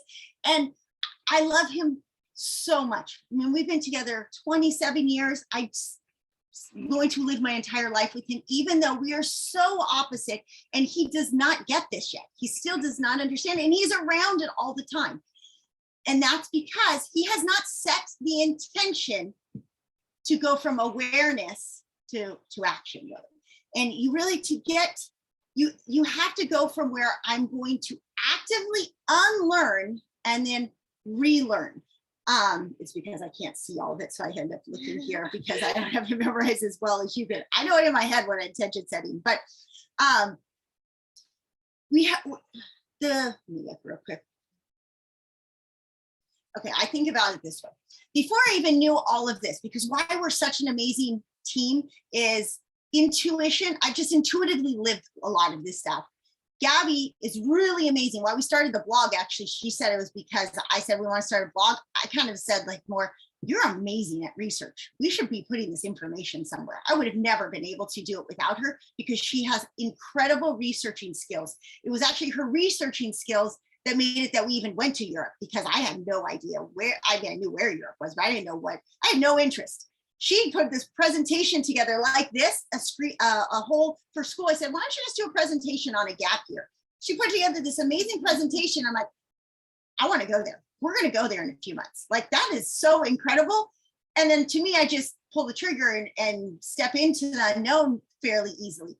But it was not, I didn't have the intention. My intention, remember, was to create a connection with my kids and to propel them based on their passion to achieve their purpose. That was my intention in parenting from day one. So when I remember going to yoga though, and at the beginning of class, a lot of times I'll sit there and go, okay, set your intention for your practice today. And my intention always has and always will be, please help me understand my husband better. I love him so much, but I just don't get him. Like, please help us evolve.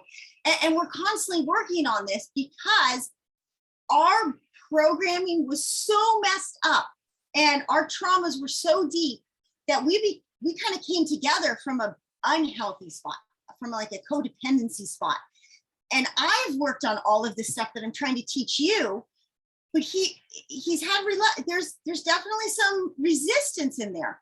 And as soon as you can strip away that resistance, then you can set that intention to unlearn. You can't go past it. It's like, I'm aware that there's a problem. I can't imagine you listening to this presentation and not going like, yep, I'm aware there's some problems there, but that's okay. Like, that's a good thing. Now we're like, okay, teach me how to unlearn. And then teaching to relearn takes some dedication. Right. And step 2 is really all about why. It's the motivation to actually go through the work of relearning. What's hard, I think, is getting wrapped up in a place where you feel pretty content with your life. So you don't want to set some massive goal. And, you've kind of just been taught that you're not supposed to keep setting massive goals for yourself. And it's not that you have to set a massive tangible goal for yourself, but you have to have an intention, because if you can't see the path ahead of you, you'll have no reason to keep walking. That is really key, because I know a lot of people who are very good at being aware. And in fact, a lot of the whole spiritual yoga community these days is so good at being aware. But awareness takes you nowhere if you're just standing in the same spot, because if you're standing, then you have no reason to reteach your brain to run new patterns. If you have a reason, then you can convince yourself, you can motivate yourself that I need to do this work because I'm trying to reach this higher level of myself, this better version of myself that not only feels good to pursue self-betterment, but you're also going to live in a higher level of consciousness, which is a higher level of joy and liberation. And I'm pretty sure I have a video of this on Making Mindfulness YouTube, but you guys have to understand, when we decided to move into an RV, really is, I just decided like, all right, I kind of framed it for my husband as like a logical or rational. We're going to save all this money, but he had no idea. He didn't really care. He still didn't really want to care why we're doing it, as long as I'm happy. And he didn't get rejection from me. Then he's like, all right, sure. Well, it's not like I had this horrible life when I said, let's go move into an RV and travel. Before that, my day looked like I never set an alarm. I woke up when I wanted to. Sometimes I'd wake up early enough that I'd get on my skateboard and I'd skate a mile and I'd watch sunrise at the bay. And then I'd skate a mile over to the beach and I'd check the surf. And I'd cross paths with some neighbors. Like, hey, kind of, they shoot the shit. Like, hey, what's up? Yeah, I don't know. I think I may go get my board. Yeah, tide's about tide should fill in about 8 o'clock this morning. I'm like, yeah, okay, I'll see you about 8:30. I'd go in the house. I'd grab a second cup of coffee. I'd wake up Gabi, sorry, Gabi, let's go surf. Okay, is coffee ready? Yeah, I got your coffee ready. Let's go. And we'd surf for a couple hours, and then we'd come back and Danny's had breakfast made for the kids, for the younger siblings, and maybe they're watching cartoons, maybe they're reading a book. I usually didn't let them play video games. I'd say, like, you have to do something creative. We'd do a little bit of school. Then we'd go to our job where I took my kids to school to work with me. We teach a couple of gymnastics classes. Come on, my life was easy. It was fun.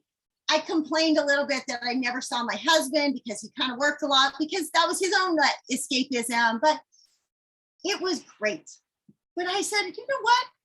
I'm worth more. I want more. Let's go do this next. I was like, kind of like, yeah, it's great, but it's a little bit boring, quite honestly. And so I'm like, I know it's because I didn't know this stuff then, but because like what Joe Dispenza talks about, I recognized that I was living on repeat.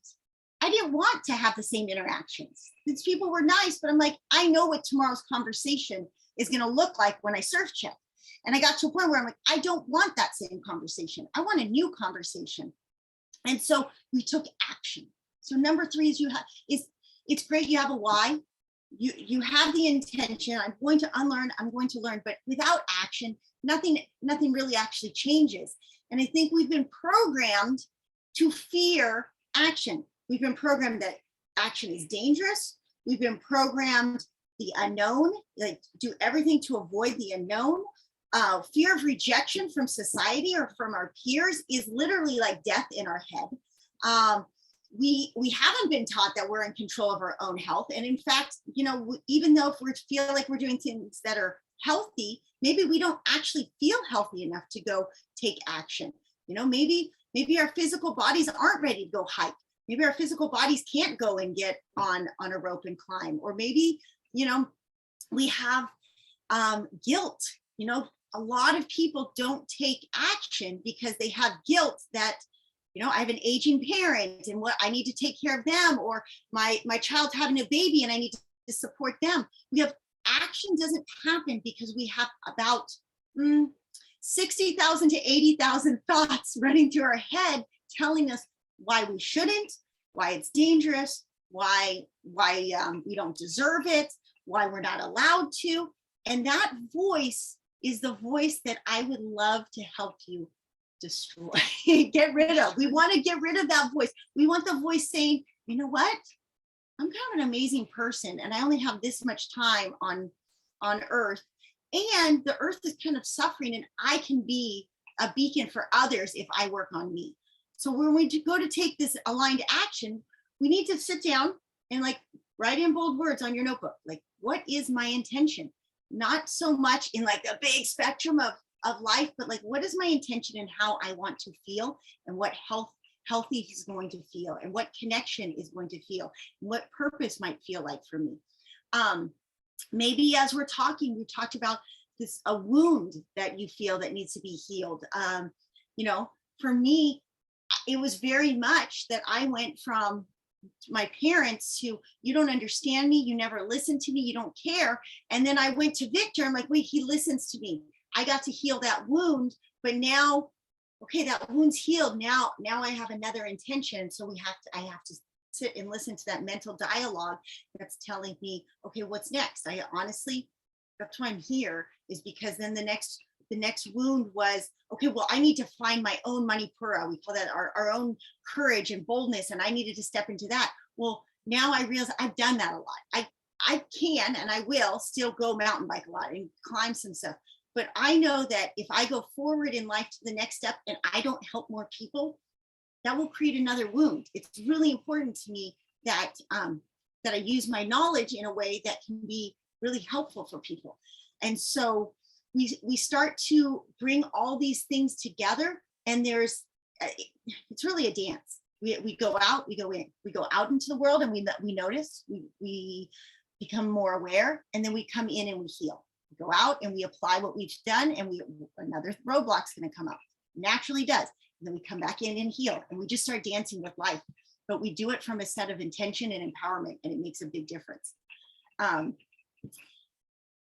I really think we gave you so much that you absolutely can do this alone. You totally can. Like, at the bare minimum, to like kind of look at your Enneagram as some clues into where that wound was for you.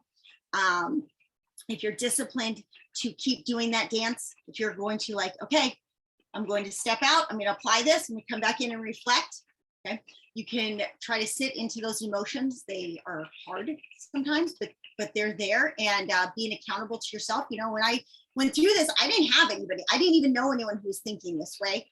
I had the advantage that my my imprint and how I was born set me up for this stuff well.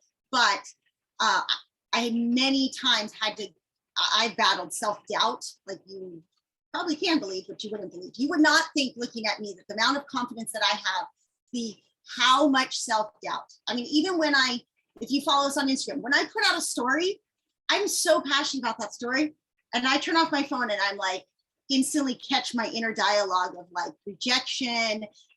Somebody's gonna judge you for what you said. You're gonna get hate. Not even so much that I don't mind, that I can't take the hate. It's that it's literally in my cells. Like, I am not, like, I have no reason to be saying these things, even though in every part of my cell knows, no, this is the truth. This is who I am, and this is what I'm supposed to be here. Okay, so it's normal. Those emotions are normal, but the big thing is, like, we are on a path to help you with higher consciousness. And one of the things we teach people is what the levels of consciousness are, and how you go from one to another. And I happen to have a lot of willingness. I have a ton of willingness to put myself out there and get burned or get hurt and like go through the failure and then heal and then try again better. And like why I wore the shirt is because that's been my journey, is like, okay, yeah, you might know for people, but you have to be able to deliver in a way that others can understand. And then I have boundaries. I mean, there's so much. I would say each of us, we probably spend 2 hours minimum on our own like self-care time, whether it's just a little bit, maybe 1 to 2. Yeah, depends on 1 to 2 hours a day of.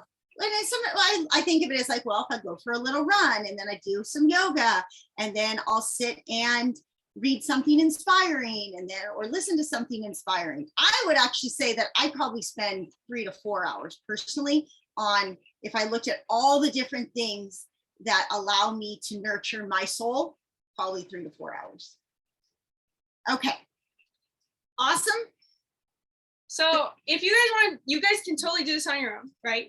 It's actually as simple as awareness, intention, and action. It sounds too simple to be accurate, or it sounds too simple to be possible, but most people fall short on one of the 3 steps.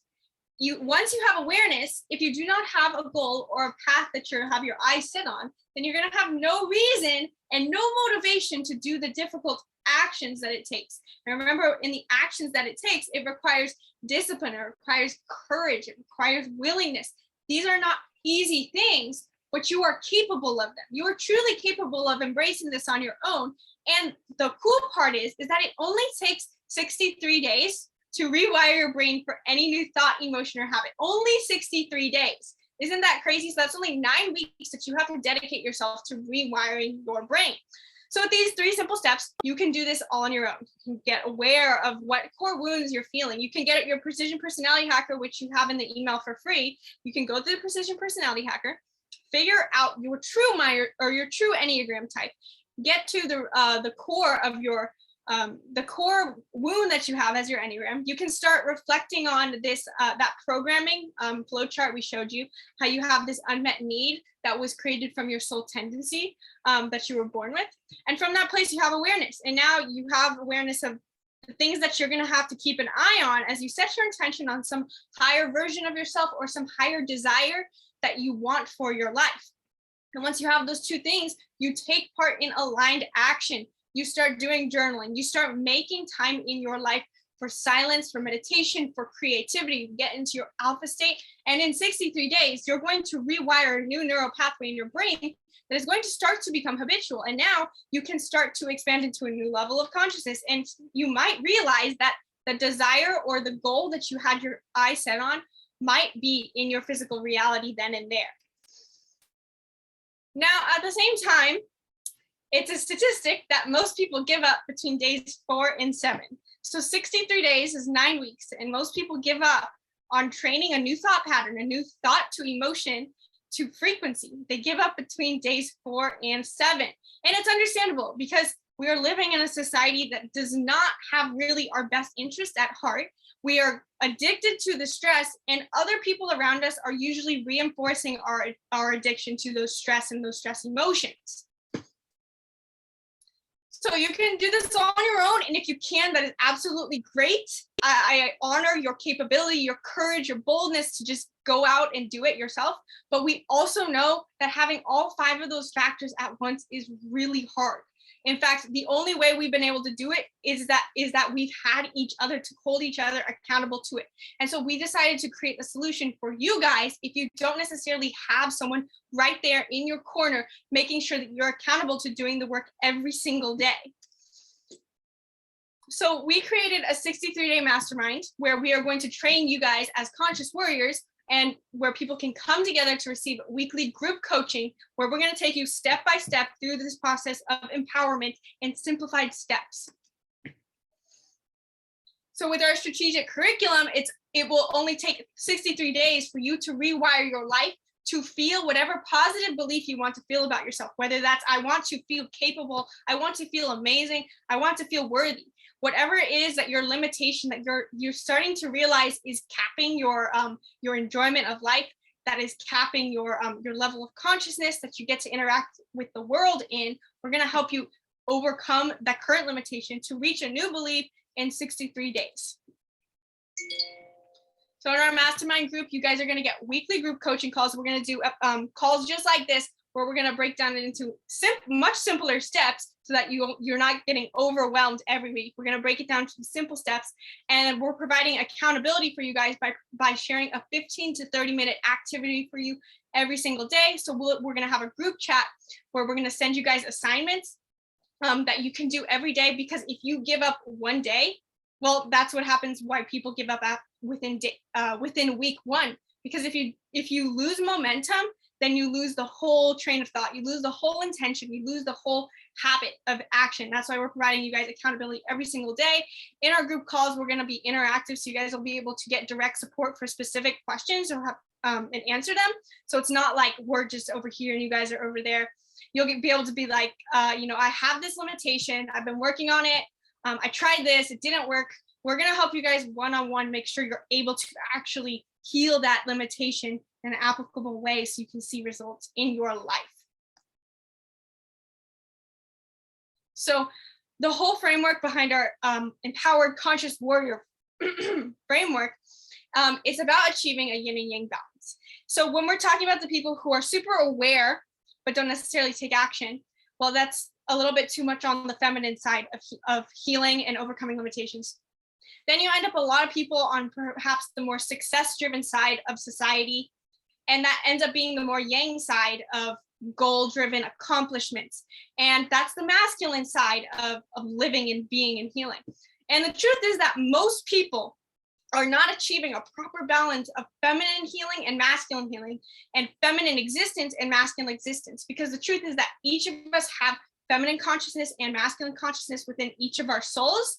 And a lot of times we're shunning or not nurturing one side or the other, which leads us to being stuck and not actually being able to make progress forward on the path to our highest self or to our highest desires. So the feminine side of healing that we're going to help you guys work on is getting to the root of that programming, allowing yourself to feel into the core wound that made you feel hurt in the first place. Because if you don't allow yourself to feel into it, then you're not even accepting that it's there. So we're going to help nurture you guys in going into these emotions, which are not an easy thing to do. And then on top of that, the feminine side of healing is learning how to actually release stress. Because if you can't release stress, then how are you going to rewire new emotions? And if you cannot release stress, then you can't get into the action side of things, which is the masculine side. So on the masculine side of it, that's where we're healing our perceptions of the world. So feminine is programming, masculine is perception. The perception is the lens. We're now seeing our life going forward. We wake up in the morning, we're present and future. We're trying to move into the future reality, but we're so caught up in the past that we're not even here and now. So masculine healing is all about changing our perceptions. This is where we change our thought patterns. This is where we strengthen our neural pathways so that we can make a difference. It's where we abstain from the addiction to a stressful emotion, a stressful feeling. And it's where we start taking control and mastery over our life going forward. And we really have to have both of these. And that's what our mastermind class is going to be all about. Okay, so I love this curriculum so much that we put together. It's really important to be weaving different things, but you can't jump ahead to certain aspects of it without having some foundation, some fences, building up a little bit of, I can tell you all these journaling things to do, but if you don't actually create time in your schedule for journaling and do the journaling, then you're missing the action, right? So we end up with really having to spend those first couple of weeks establishing that foundation and fences. In fact, I'll just go through this part and then I'll go in more detail. Energetic alignment is really important. Now, we didn't want to go, you probably heard us talk about the chakras before. We didn't want to go too far into the chakras because a lot of times people don't have information about what they are. And sometimes it's a red flag, like, oh, you're going to change my religion. And it's not anything about that. The chakras are just energetic hubs that control a lot of things in our physical reality or our physical body and how we interact in the world. And so when we can use that inversely. We can see how when we have these symptoms or we act in a certain way, we can go and find that energy hub where there's a constriction or where it's maybe too open and too much energy is flowing or it's flowing in the wrong direction, really. So we talk about getting into week 2 energetic alignment in the email. I believe you got my chakra meditations. I encourage you, if you haven't already, do those for 7 days, especially because if you join our mastermind group, you will have 7 days, right, starting today to get started on those, and it'll really help reinforce. That's why we did such a detailed webinar, is because we really want you to start at understanding like why you're here to begin with. We didn't want to have to go back and explain theory. We're just like, let's go, let's do the lessons, let's get gritty. Then we talk about how to get your empowered programming, your intention building. Really, that's where the magic starts. So the manifestation magic, while we said 63 days, you need 33 days to manifest the thing into your life. And so I kind of looked at a calendar and caught up and I thought, okay, or counted up, talk slower, that starting next Saturday, that basically means that you're going to do all this back work through December. And I know people that, oh, well, the holidays are coming up and then it's perfect. It's even better to do that foundational work that I talked about, and to focus. It's such a great opportunity to focus on the energetic alignment and to start identifying, because there's going to be triggers, especially if you're having these family get-togethers, or holidays might definitely trigger past programming, that this is optimal because you can spend December in those first 4 weeks identifying what those triggers are, identifying the intention, and then the first comes along, and instead of having to waste January, I should start a new diet, I should start an exercise plan. No, like those things will be a natural byproduct of the empowered vision or version of yourself that you want to create. And that's where the power happens. That's where the magic happens. And it's all, we have to take that massive imperfect action, which I told you is also the dance. We take the action, and then we come back and we heal and to diffuse the roadblock, because I promise you are going to hit roadblocks. This stuff is not like just, oh, I'm just going to all of a sudden do this. In fact, my husband and I got into, probably because I went to an amazing conference, so my frequency was even higher than normal. And then I was preparing for this all week. My frequency was just super high.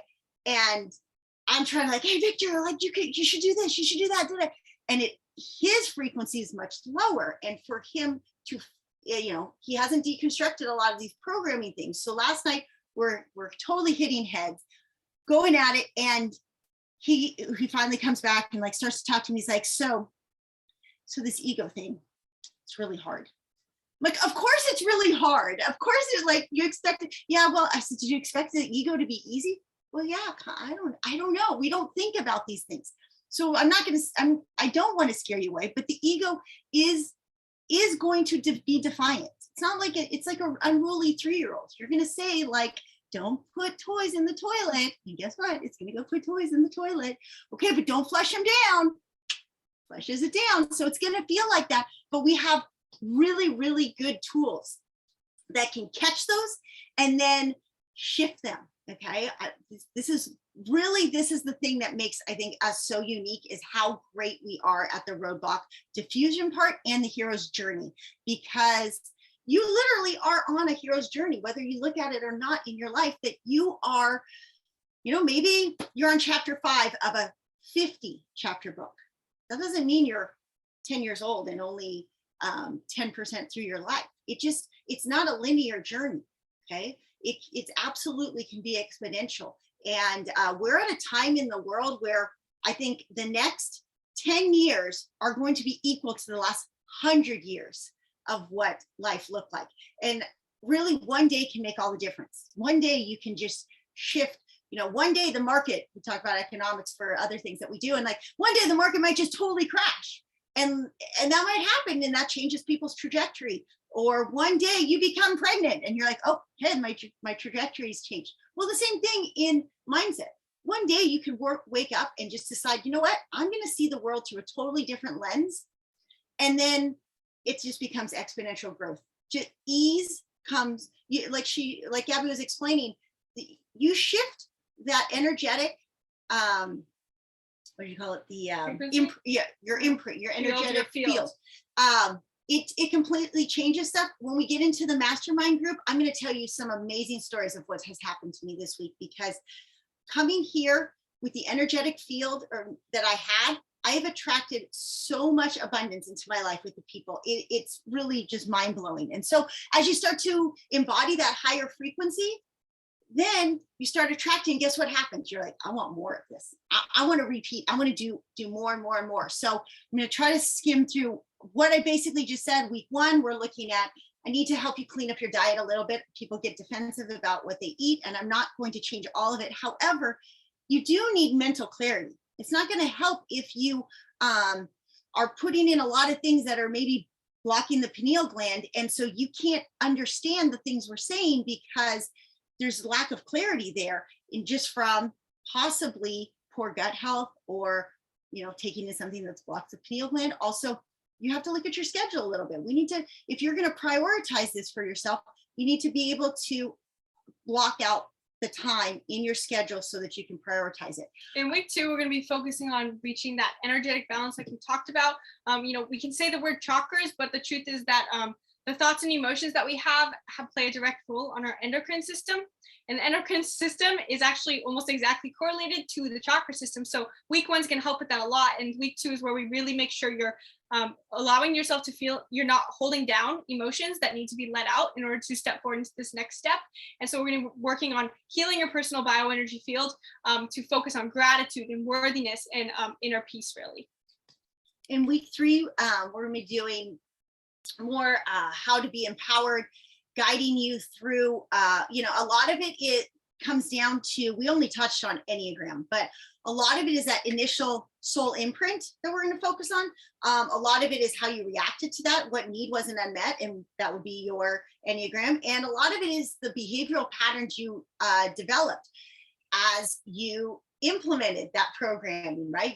You took on a certain personality. We each have different behaviors, and more importantly, we have different cognitive functions that help us get through. And it's a big part when you understand how you're programming, not from an emotional standpoint, but even from a intellectual, like, does your brain go to future ideas? Does your brain go to past memories? Does your brain go to other people's feelings? Does your brain go to your own feelings? Does your brain go to categorizing? Does it go to seeing big processes? These are really, really important in having the tools. This is where we go, look, your best tool for this job is this screwdriver. Okay, you need this axe. This is the big change in where we start to take action in the right way. And then we go into intention building. And if you don't sign up for this, that's okay, because I just want you to do something. I want you to make a difference in the world. And the best thing you can do is turn this off and write out your perfect day.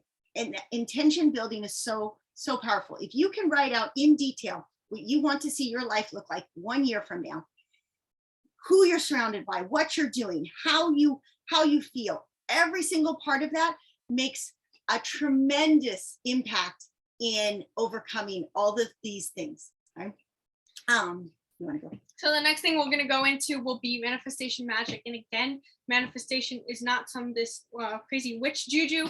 We're going to show you guys some methods of why manifestation gets a bad rap, because there's a missing component that most people never actually incorporate into their lives. We're going to show you guys how you can become an attractor of energy, right? You're going to have already cleared out your bioenergy field, but there's a missing component that most people have, and that is to become the energetic match for the thing they're trying to pull into their reality. So we're going to break down some mindset limitations that are getting in our way from believing that we are already the person that we want from our future. Now, week 6 is really game changer, and they kind of work together with week 5, because a lot of times we want to think about the thing we desire. We want to have awareness, intention, and this is where we bring in step 3 of the empowerment framework, which is action. Action requires massive and perfect action. There's no such thing as perfect action. And a lot of times the biggest reason we don't take that third step of action is because it's too scary. I know personally for so many years, probably up until just last year, I would not take any massive and perfect action. I had these beliefs that I had to be perfect. And I was so afraid of not being perfect because I had these beliefs that I was unworthy. So I didn't want to risk the possibility of not doing good and not doing perfect. And instead, I started overcoming that, and I started taking massive imperfect action. And I've been able to manifest some crazy opportunities over this last year. So we're going to teach you guys. Can I just brag as a mom for a second? She's doing a TED Talk in 2 months. Yeah, that was pretty exciting. Yeah, that will be a cool story to share in the mastermind. But in week 6, we're going to show you guys how you can actually ingrain some courage and how you can start taking massive imperfect action then and there. All right, week 7, I do a roadblock diffuser, and I have lots of different tools that you get to use for that. But in the end, it's figuring out whether it's perfection that's holding you back, self-doubt, like I would struggle with, and giving you a whole bunch of ways to overcome these roadblocks. I talked about Hero's Journey is really, again, I shouldn't say I don't care if you sign up. It would make me so sad. I really, really hope you want to be a part of this, because I love the energy of people. I love seeing people take care. Like, I honestly, I love when I coach, when I turn on the phone to like do a coaching call with somebody and their face like, hi, yeah. And at the end, they're just glowing like that. It makes me, when I go to sleep at night and I need to like build myself up, I always think about the picture of the person's face after I work with them for an hour, because they just have this aura to them from start to finish that makes me feel so happy. It's also little things like when people send me an email, oh, thank you so much for this inspiration. I did it and it made a difference, whatever. You look at the hero's journey in where do you want to be emotionally through your life? You know, where do you want to feel like you're really connecting to your soul and to the people the type of people you want to be connecting with in your hero's journey. Yes, it'll be great if it can be like, get that new RV and get that new truck and get that and go there. That's great too, part of the hero's journey. But the hero's journey is also the journey of the soul. I think what's more amazing about the hero's journey, because I'm so excited for that lesson, because I basically made the whole presentation already. I'm so excited about it because I think everyone in the end, we want connection and we want to feel self-love. We want to have good relationships with other people. But I think a lot of people feel this somewhat lack in their life, or somewhat just contentedness, because they haven't found their purpose yet. And hero's journey is the mental process and the actionable process that you have to go through to understand that you absolutely have a purpose here on earth and you are absolutely capable of fulfilling it. So I'm really excited to share that with you guys, because when you step into your purpose, that's like feeling on top of the world. It's a new type of passion, because it's not just passion, it's passion for your highest self. And there's a good chance you already have a little bit of an idea what your purpose is, but you haven't been given permission to fully step into it. And Absolutely. that's a big part of it. And I think that's where week 9 comes in a lot, is that embodying that higher frequency isn't so much a matter of completely changing yourself. It's giving yourself permission to be 100% the stuff that you want to keep, and not caring about throwing away the parts that don't serve you anymore.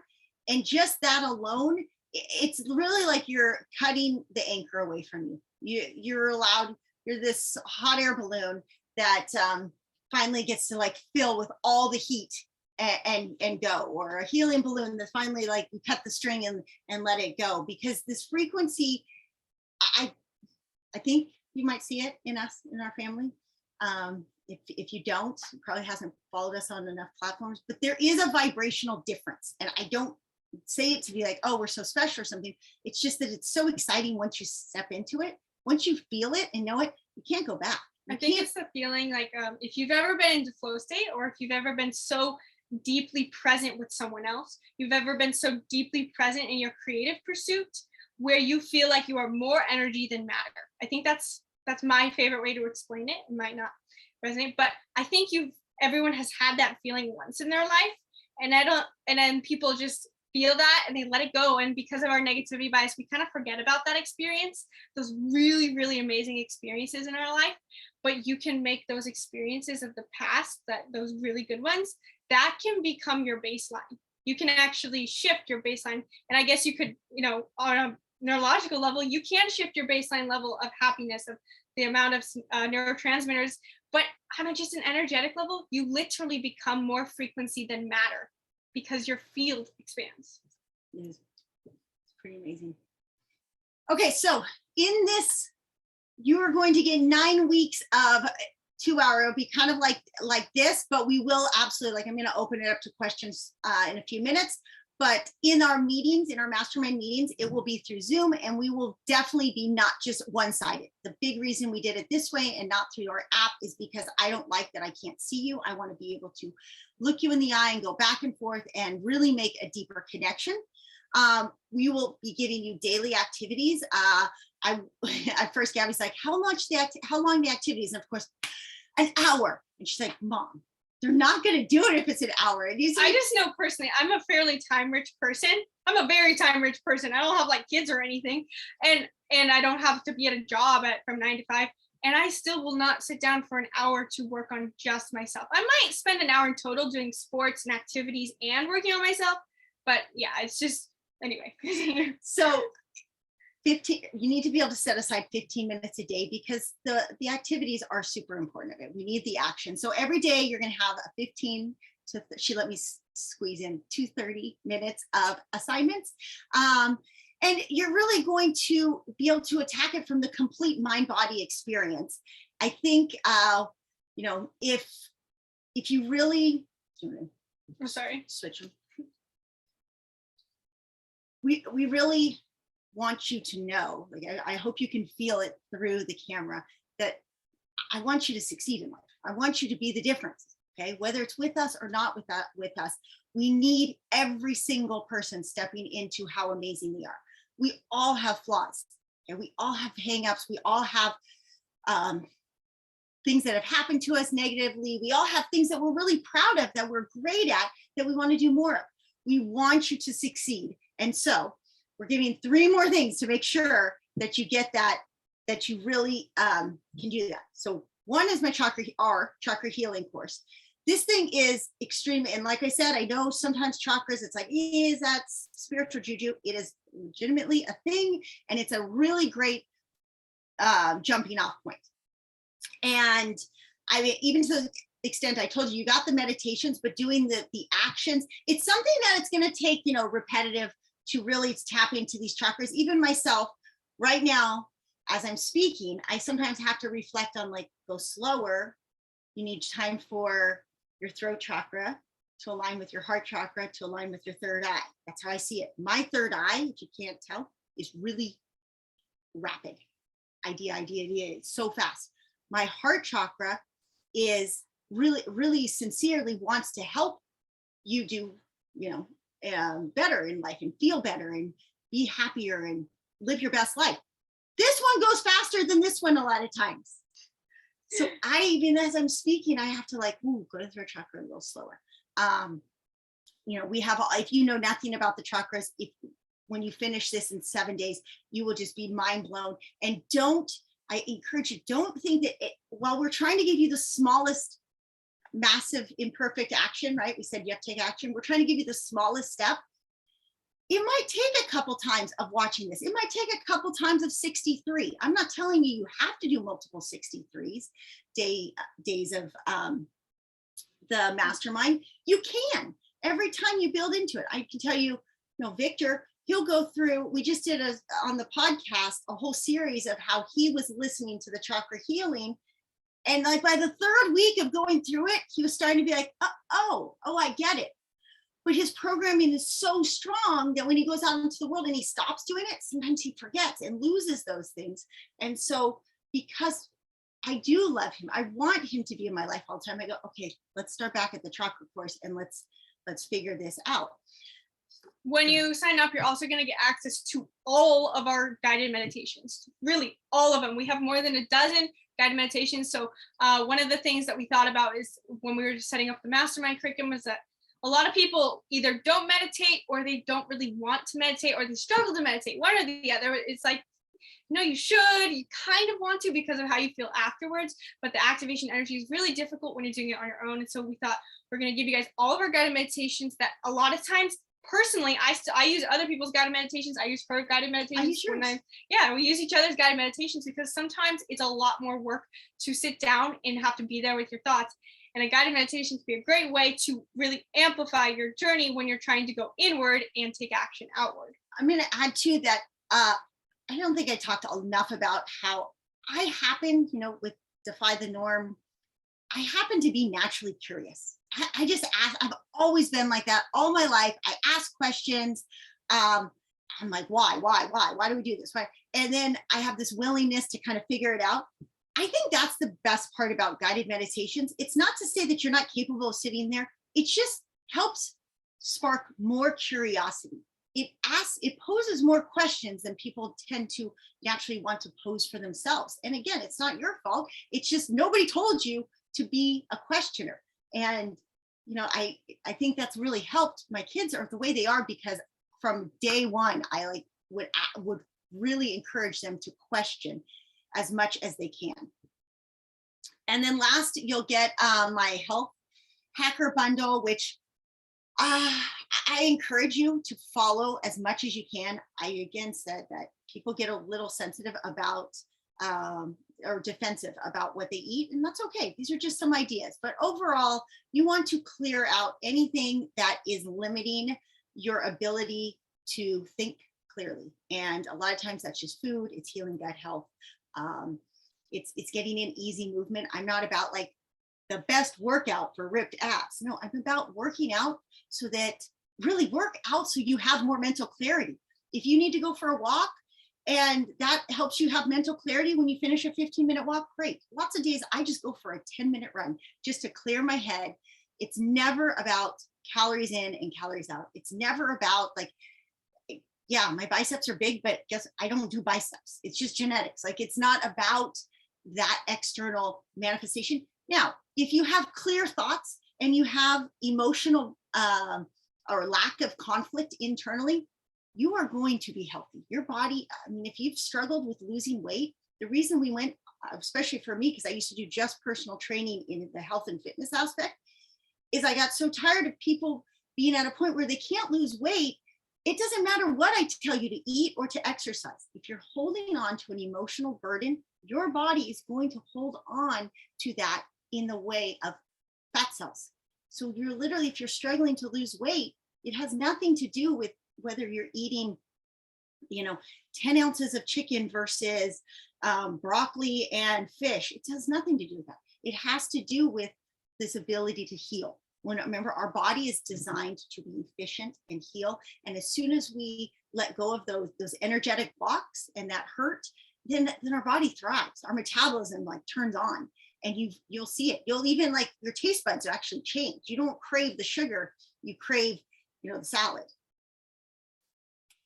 Okay, and then, okay, not to scare you because I'm not like this fear tactic person at all, but I did just go to this Bitcoin and sovereignty conference, and to me, because I'm a little bit more on the like, what do I need to do? I want to take action. And for me, it was kind of good because they're like, look, we need to take action, but we have a little more time.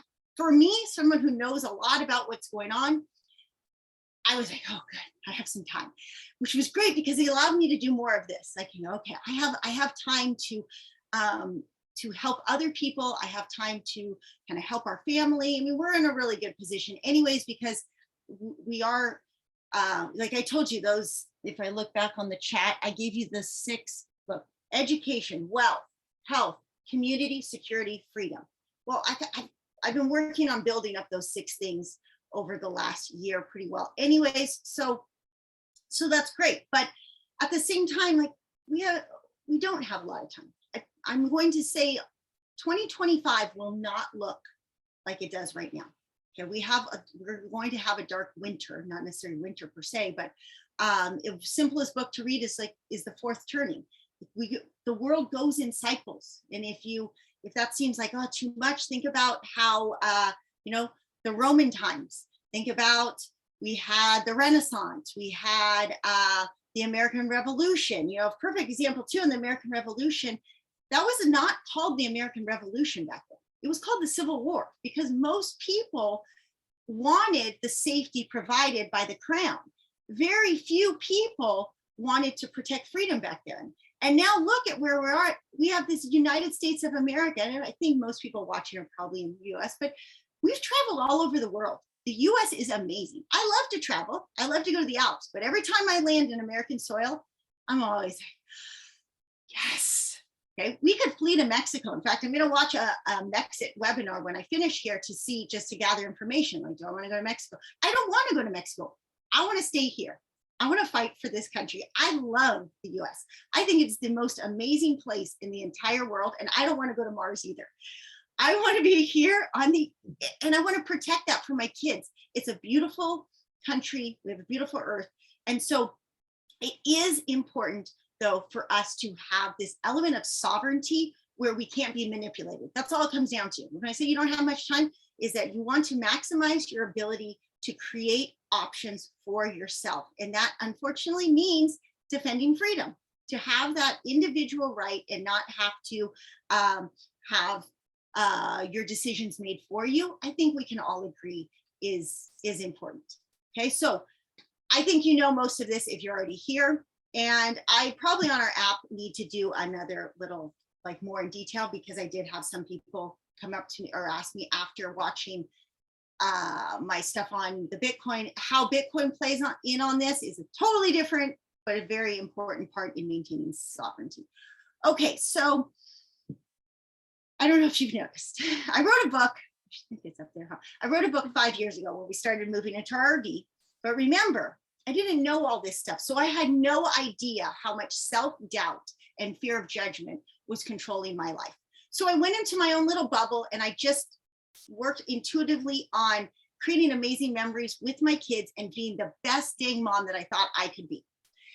And then I wrote a book, but I just let it sit there. And in the book, I talked about, because I saw it in our job, I talked about how much child obesity, how unhealthy people were, all the statistics that you already know about. Well, at the time, when I was closing shop on Island Tumble, I would have kids come into class that, 5 to 7 year olds, and we ran a fun, it wasn't about like, hey, it wasn't like what I sent her to. I sent her to gymnastics where the coach would literally sit there and like throw your back handspring or you're doing 1,000 push-ups. If you don't throw your back handspring on beam, if you don't throw your back handspring on beam, you're not competing this weekend. That was not us, okay?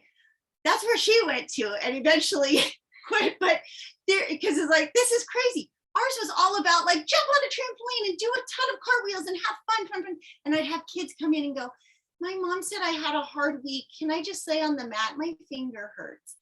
And I'm thinking to myself, what is going on in the world? Why are we at this stage that our kids don't even want to run and play?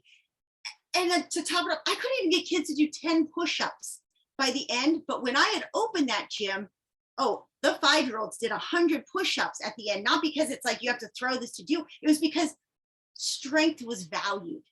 It was, and kids wanted to. They were competitive. They're like, yeah, I want to do 100. I mean, I catch Dry and Tati the other day. We're challenging each other to do 100 push-ups. It wasn't because I was saying you guys need to work out. They were like, oh, okay, I'm bored. Hey, let's do a push-up contest and see how many push-ups we can do. We can switch it. So we know that the quality of life from a health standpoint is going downhill fast, okay?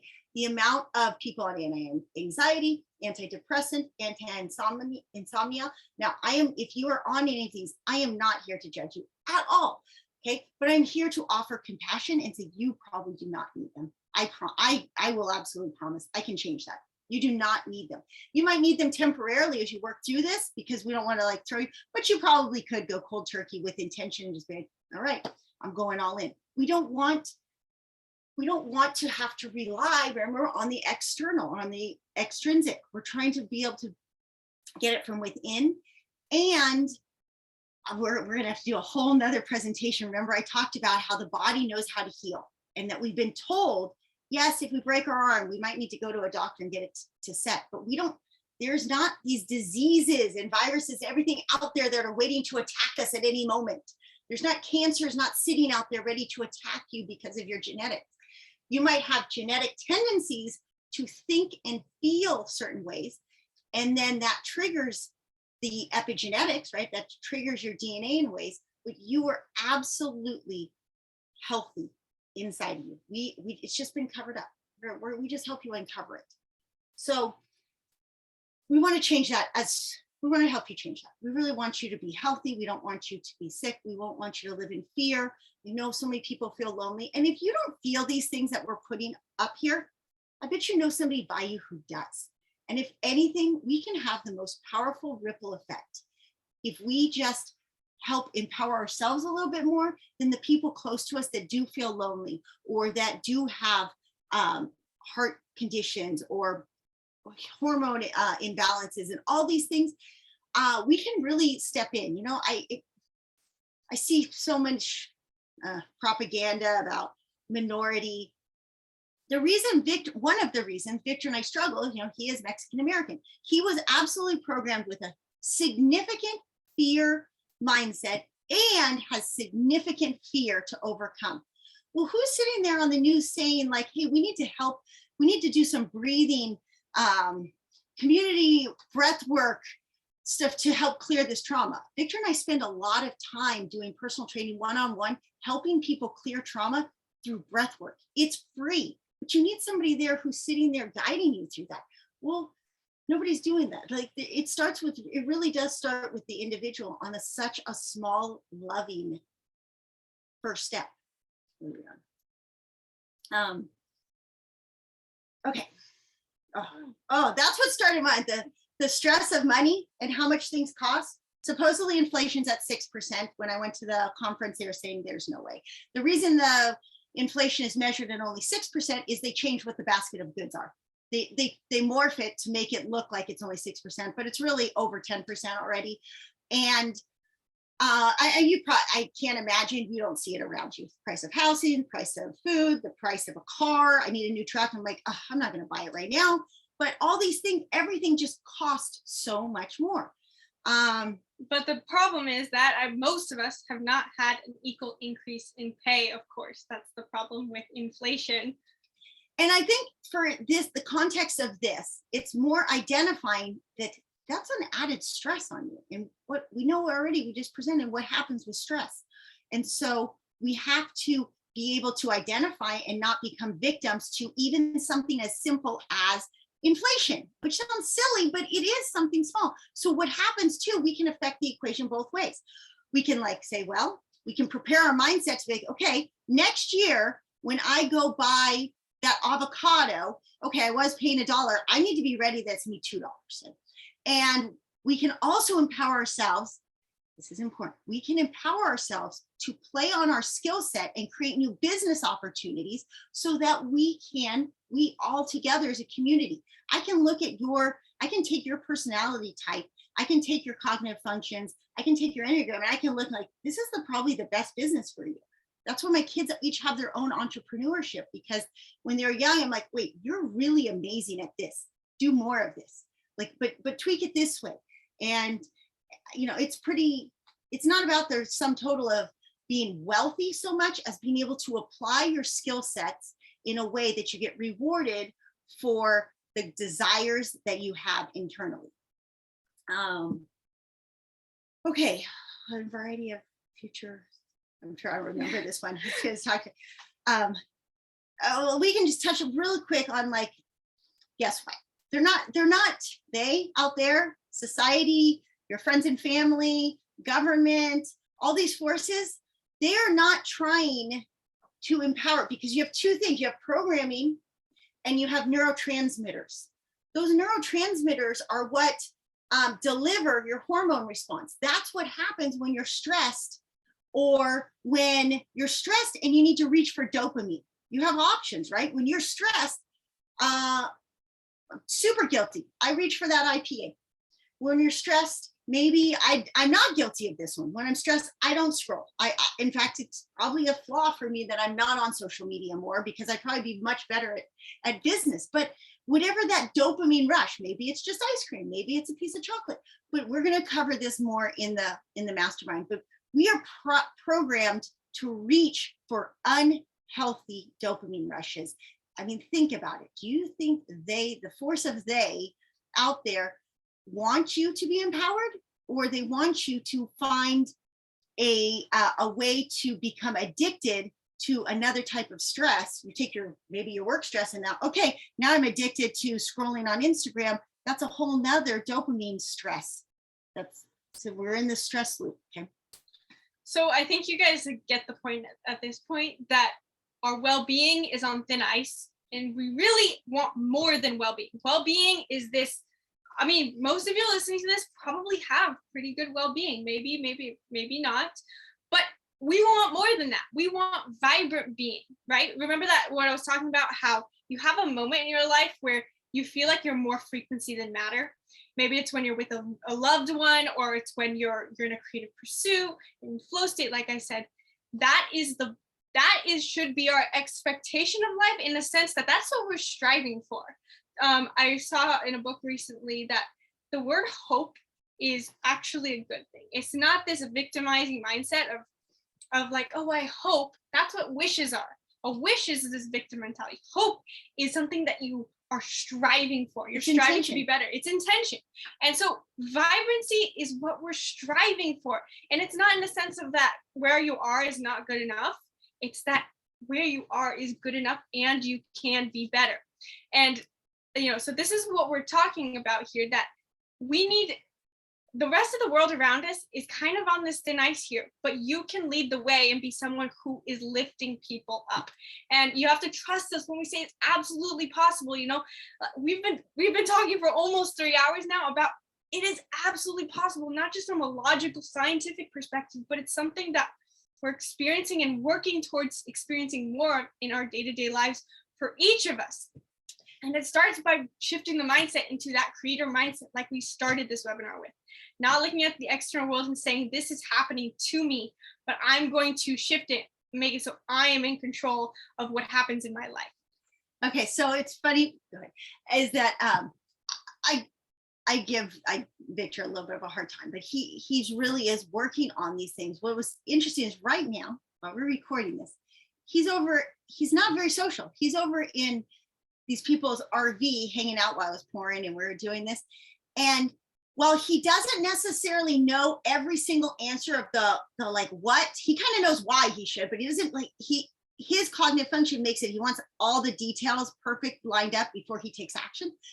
But he has willingness. And because of that willingness, he's attracted these really cool people, really, I'm just gonna say cool people into his life that are going to attract a higher frequency for himself, that are bringing out his own skill set. The reason I say this is because, yes, you need to do the discipline. Like if you're a disciplined person, you got this.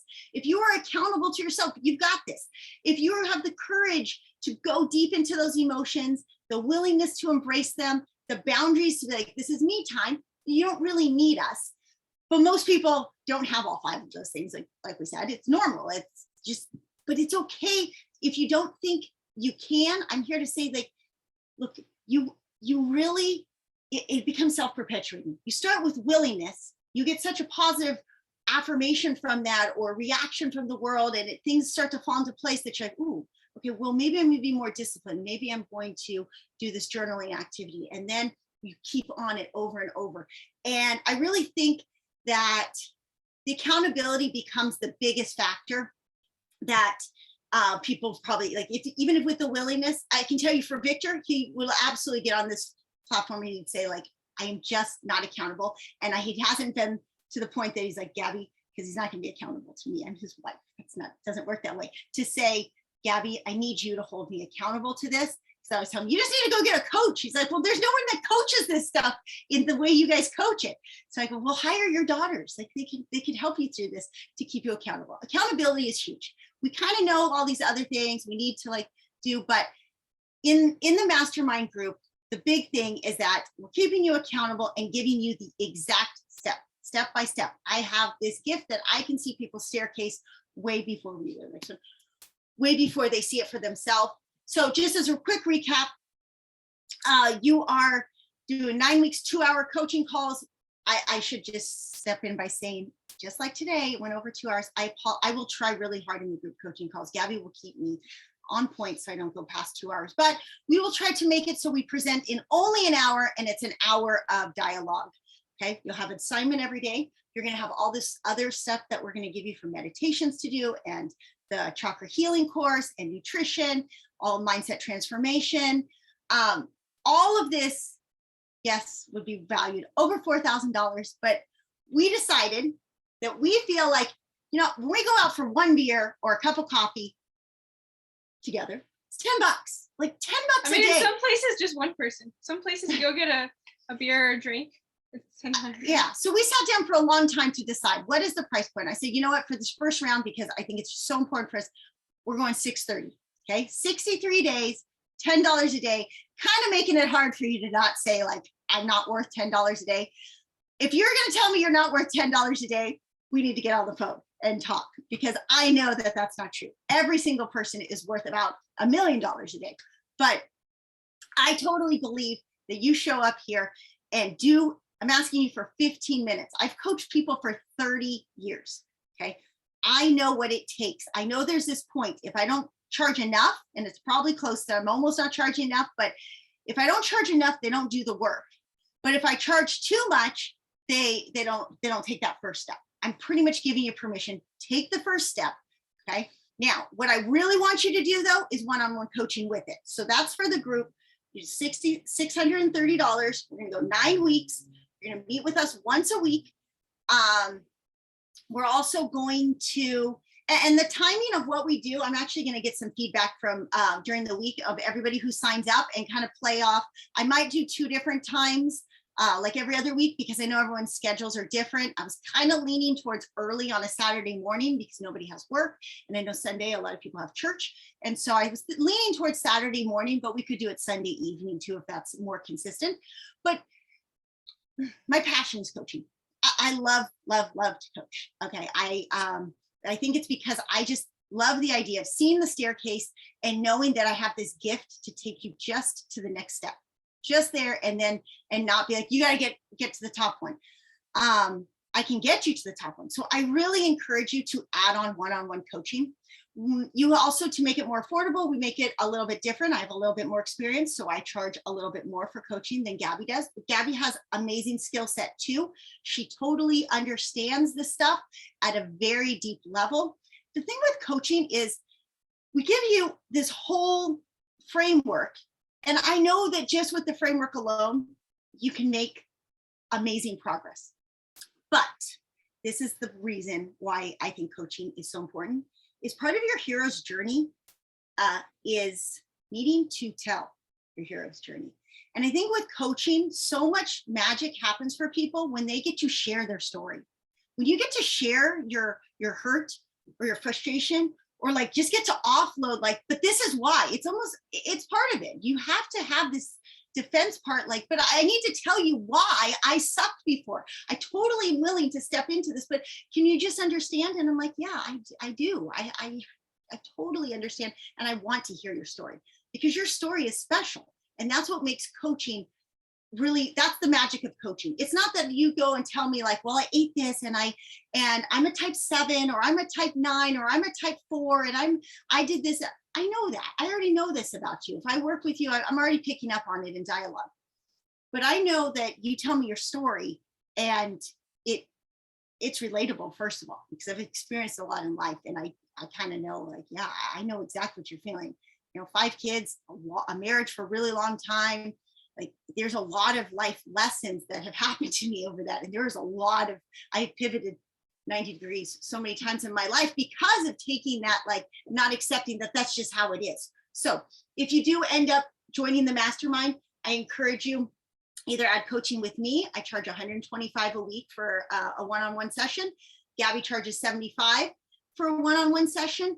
And we can kind of go from there. Some people need it, some people don't. But I encourage you to, even if you do it for the first week or two, to kind of get the ball rolling on, even if you just need to like kind of spill your guts. I feel like sometimes a lot of people, it's like, oh, I just need to tell you, like, this is why I'm hurting so much, or this is what keeps repeatedly happening to me and I don't know how to escape it.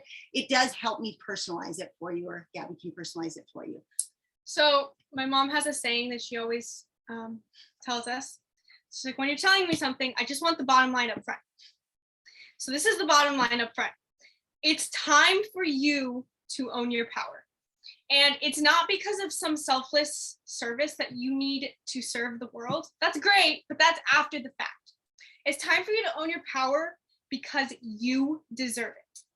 If you're watching this video right now, there's a very real possibility that you have similar beliefs to me that I've had to overcome, that you don't deserve to have the things that you dream of. You don't deserve to have all the things that you desire. You don't deserve to live in the frequency that you maybe see in other people or you have this idea of. But the truth is that you are already enough just as you are. And the problem is that you have all these layers on top that have told you that you do not deserve it. But I'm here to tell you that you absolutely deserve it. You deserve to be in the highest vibration of yourself. And you might think to yourself, all these different variations of I don't deserve it. I don't deserve to feel worthy. I don't deserve to, maybe you have layers of it. I don't deserve money, and so I don't have enough money for this. And if that's the case, that's even more of a reason that you absolutely are going to want to show up at this mastermind, because everything that you want, you are deserving of exactly as you are. And we want to help you believe that about yourself. Yeah. And I think, the fear of sometimes change is scary. I mean, I told you I go through, I got a lot of rejection. In fact, I have to say I'm the black sheep of the family is an understatement. I don't need permission for them to understand me. It makes sense to me, and that's enough. But it is scary. It's scary to have to step into that. And I think having a support team makes it really a little bit easier. Okay. I'm not going to pretend it's easy, but it makes it definitely easier. So we are going to open it up to, if anyone, you're welcome to share your screen. You're welcome just to add in the chat. If you have any questions for us, let us know. And then we will send it an email to tell you how to get started and what we're going to do. As far as that,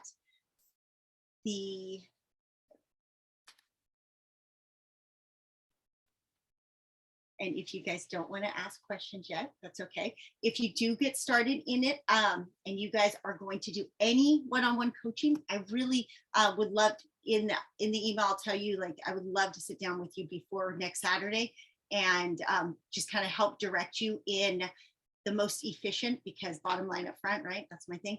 The most efficient way to take that first step. And so you don't really, to minimize overwhelm. So you don't feel like, oh my gosh, Robyn, you give me so much information. Gabi, it's so great, but what do I do? What's the first step? And so we can help you guys get the first step. Okay.